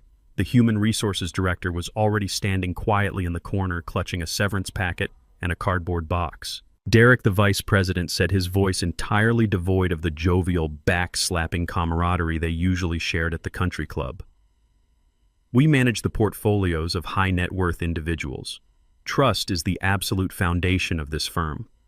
Your wife is currently sitting in a federal holding cell for stealing hundreds of thousands of dollars from senior citizens, and our legal department has been notified that your personal wages are slated for maximum legal garnishment by a private holding company. You are an unmitigated public relations disaster. You are terminated effective immediately." Derek tried to argue, tried to distance himself from Megan, desperately pleading that he had no idea what she was doing behind closed doors. The executive simply stared at him with cold corporate apathy. In the business world he worshipped so deeply, loyalty was merely a buzzword. He was escorted out of the building by 2 armed security guards clutching a small cardboard box containing his framed degrees and a few desk trinkets.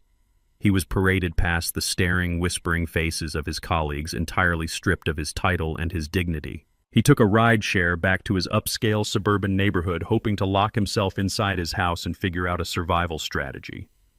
But the rapid, merciless machinery of Evelyn Holdings had already been deployed. As his ride pulled onto his street, Derek saw a heavy industrial tow truck hooked up to the front axle of his pristine imported sports car. A second recovery agent was busy securing Megan's luxury SUV. Derek sprinted across the manicured lawn, dropping his cardboard box, screaming at the men to stop. The lead recovery agent casually held up a thick clipboard detailing the immediate default execution orders authorized by his primary creditor. "The grace period is over, buddy," the agent said, roughly signaling the driver to pull away. "Your account's defaulted at midnight. The vehicles belong to the holding company now." Derek turned frantically toward his front porch, intending to barricade himself inside. He stopped dead in his tracks. A locksmith was actively drilling out the brass deadbolt on his front door, flanked by a county sheriff holding a formal eviction notice. The house was collateral on the defaulted secondary mortgages I had purchased. The foreclosure process, expedited by the sheer volume of his toxic debt and the criminal seizure of Megan's assets, had locked him out completely.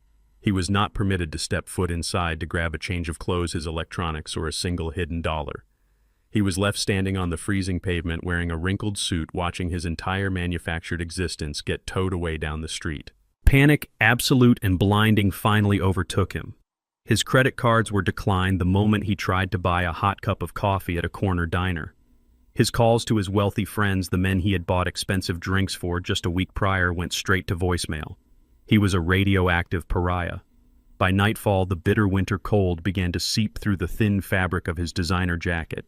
He had no money, no shelter, and no allies. Desperation forces the mind to search for any available anchor. Derek remembered the frantic phone call on Thanksgiving night. He remembered me telling him I had checked into a cheap highway motel on the industrial outskirts of the city to get some rest. Assuming I was still a confused, vulnerable old man hiding from the chaos, Derek walked 3 miles through the freezing sleet, his expensive leather shoes blistering his heels, until he saw the flickering neon sign of the roadside motel. He stumbled into the cramped, smoke-smelling lobby, leaning heavily against the scratched laminate counter. He begged the night clerk to give him the room number for Garrett Cole. The clerk, an older woman filing her nails, did not even bother checking the computer. She laughed a dry, raspy laugh. "Cole checked out days ago," she stated flatly, paid in cash, left a few bucks for the maid, and vanished before the sun came up. Derek gripped the counter, his chest heaving. Did he leave a forwarding address? A phone number? Anything? The clerk rolled her eyes, pointing to a small stack of discarded mail. He did not leave a number, but a courier dropped off a legal parcel for him the next afternoon. He had a private delivery service forward it to his actual residence. The address is right there on the shipping manifest. Derek snatched the piece of paper, his bloodshot eyes scanning the printed text. His breath hitched in his throat. He recognized the address immediately. It was not a nursing home. It was not an assisted living facility. It was the Obsidian, the most exclusive, heavily fortified luxury residential skyscraper in the entire financial district. It was a building where penthouses sold for tens of millions of dollars in cash, a fortress reserved for foreign dignitaries, tech billionaires, and the absolute elite. It took Derek another exhausting hour to navigate his way back to the city center. When he finally stood before the towering, illuminated glass walls of the Obsidian, he looked like a broken vagrant. He pushed through the heavy revolving doors, dripping freezing rain onto the flawless, imported marble floor of the grand lobby. 2 massive security guards in tailored suits immediately intercepted him, placing their hands firmly on his chest to stop his forward momentum. "You need to leave the premises, sir." The first guard commanded, his tone leaving no room for debate. Derek fought against their grip, tears of sheer desperation streaming down his freezing, dirt-streaked face. "No, please, you do not understand. I am looking for Garrett Cole. He is my father. I am his son. It is a family emergency. I have nowhere else to go. Please just tell him Derek is here." The commotion drew the attention of the head concierge, a man who managed the privacy of billionaires with ruthless efficiency. The concierge stepped out from behind his polished desk, observing the sobbing, shivering man being restrained by security. He noted the name Garrett Cole, knowing full well that the resident of the primary penthouse demanded absolute discretion. The concierge picked up his secure internal phone and dialed my private suite. High above the chaotic city, I was sitting in my velvet armchair, nursing a cup of hot black coffee and watching the winter storm batter the reinforced glass of my penthouse window. The secure line chimed softly. "Mr. Cole," the concierge said, his voice a perfect mask of professional calm. "I sincerely apologize for the intrusion at this hour. There is a man in the lobby who is causing a significant disturbance.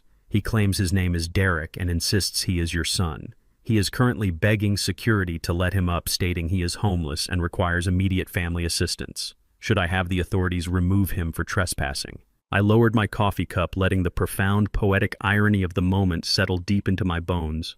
The roles had completely and violently reversed. Just days ago, Derek had stood comfortably in his warm, sprawling suburban house, watching his wife lock me in a damp, windowless basement. He had looked down on me, viewing his father as a disposable nuisance, an embarrassing relic of a working-class past that he desperately wanted to erase. Now the shiny veneer of his fake wealth had been stripped away. He was the vagrant sullying the pristine lobby of a billionaire's fortress, begging for the very protection he had so casually denied me. The universe possesses a flawless sense of justice provided you have the patience to let it work. I could have easily told the concierge to throw him out into the freezing storm. I could have let the police drag him away for trespassing, completing his total degradation. But walking away in silence would not deliver the absolute finality this betrayal required. He needed to look me in the eye and understand the exact magnitude of his failure. "Do not call the police," I instructed the concierge, my voice a low, unshakable rumble that conveyed absolute authority. "Keep him contained in the lobby. Do not let him pass the security desk. I am coming down." The descent in the private elevator took exactly 45 seconds. The brushed steel doors glided open with a soft melodic chime revealing the sprawling expanse of the grand marble lobby. The space was a monument to untouchable wealth, bathed in the soft glow of crystal chandeliers and guarded by men who evaluated human worth with clinical precision. In the exact center of this pristine arena stood my son. Derek was entirely unrecognizable from the arrogant, sharp-dressed corporate director who had sat at the head of a Thanksgiving table just weeks ago. His tailored suit was severely wrinkled, stained with freezing rain and urban grime. His expensive leather shoes, the ones he had worn while silently authorizing my banishment, were scuffed and soaked. He looked small, hollow, and utterly broken. The moment he saw me step out of the elevator, a ragged gasp escaped his throat. He broke away from the security guards who were maintaining a strict perimeter around him and stumbled forward. He did not reach out to shake my hand or offer a dignified greeting. The sheer gravity of his absolute ruin finally crushed his remaining pride. Derek dropped to his knees right there on the polished marble floor. The sharp sound of his bones hitting the stone echoed loudly across the cavernous lobby. He buried his face in his hands, and a loud, wretched sob tore through the quiet air. "Dad," he wept, his voice a pathetic, wavering pitch that stripped away his entire adult facade. "Please, you have to help me. I have nothing left." The bank took the cars. The sheriff locked me out of the house. My accounts are completely frozen. I am sleeping on the streets in the freezing cold. I am your son. Please do not do this to me. I stood exactly 5 feet away from him, my hands resting calmly at my sides. I looked down at the man who shared my blood, searching my own heart for a single lingering drop of paternal sympathy. There was nothing. The well had run completely dry. "Get up, Derek," I said, my voice echoing with a cold, unyielding authority that made the nearby security guards straighten their posture. "Have some dignity." He lifted his head, his face a wet red mask of pure desperation. He did not stand. Instead, he lunged forward, grabbing the hem of my tailored wool trousers, clinging to me like a frightened child. I did not know he sobbed, his words tumbling out in a frantic, desperate rush to shift the blame. Megan controlled all the accounts. She managed the paperwork. She told me the power of attorney was just a standard medical precaution. She manipulated me, Dad. She brainwashed me into believing you were losing your mind. I was just trying to keep my marriage together. I was scared of her. I did not want to sell the house. She made me do it. I looked down at his trembling hands, gripping my clothing with the same fingers that had signed the closing documents on my life. The sheer cowardice of his excuses disgusted me far more than the actual theft. He was a 38-year-old man, a corporate executive who fired people for a living, and yet he was kneeling on the floor blaming a woman for his own lack of a moral compass. I reached down, grasped his wrists with a vice-like grip, and forcefully detached his hands from my trousers. I took a deliberate step back, severing the physical contact. "Do not insult my intelligence by playing the victim." I stated, my words falling upon him like heavy stones. "You were not brainwashed, Derek. You were greedy. You were perfectly willing to let your own father be discarded like a piece of broken furniture because it secured your luxury lifestyle. You watched your wife lock me in a damp, windowless basement, and you walked upstairs to sleep in a warm bed. You stood silent in your home office while she sliced her own arm open, and you looked a police officer dead in the eye and verified a psychotic lie to have me hauled away in handcuffs." Derek shook his head frantically, fresh tears streaming down his face. I was weak, he pleaded, his voice breaking. I made a terrible mistake. I am so sorry. I will do anything. I will work for you. I will pay back every single cent. Just do not leave me out here to die. You cannot pay back what you owe me, Derek, I replied, my tone devoid of any rising anger, functioning only as a flawless surgical execution of his remaining hopes. The debt you owe is not financial. It is moral, and you are morally bankrupt. You chose the illusion of wealth over the reality of family. You sold your integrity to a woman who openly despised you. I paused, letting the silence hang between us, ensuring that my final words would be etched permanently into his memory. I gave you life, Derek.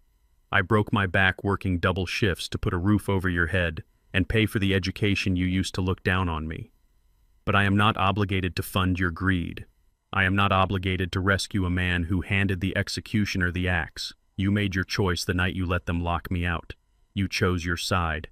Now you will live with the consequences of that choice. Dad, please no, he wailed, reaching out for me again. I turned my back on him. I did not hesitate. I did not look over my shoulder. The head concierge caught my eye and gave a sharp, subtle nod to the security team. As I walked slowly and deliberately back toward the gleaming steel doors of the private elevator, the heavy hands of the security guards clamped down on Derek's shoulders. They hauled him to his feet, ignoring his desperate screams, and began dragging him toward the revolving glass doors leading out into the freezing winter storm. The doors of my elevator glided shut, cutting off the sound of his sobbing entirely. The ride back up to the penthouse was completely silent. I walked over to the sprawling glass windows and looked out over the glittering expanse of the city. The bloodline was officially severed. The son I had raised was gone, replaced by a stranger who had finally met the absolute limit of my generosity. I mourned the boy he used to be, but I felt an overwhelming, profound sense of closure. The toxic infection had been successfully removed from my life. 1 month later, the freezing winds of winter had settled permanently over the city, mirroring the bleak reality of Derek's new existence. The foreclosure on his suburban fortress was absolute and final. Evelyn Holdings had seized every viable asset, liquidating his imported furniture, his high-end electronics, and his designer wardrobe to satisfy a fraction of his massive defaulted debt. In a gritty, run-down neighborhood on the extreme industrial edge of the city, Derek Cole was quietly erasing himself from the elite society he once worshipped. He stood on a cracked sidewalk wearing a faded, oversized jacket he had likely purchased from a thrift store. He hoisted a cheap, taped-up cardboard box into the back of a rented, rusted moving van.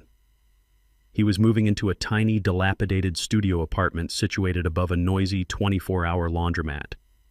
He had no car. He had no corporate title. His phone had stopped ringing weeks ago.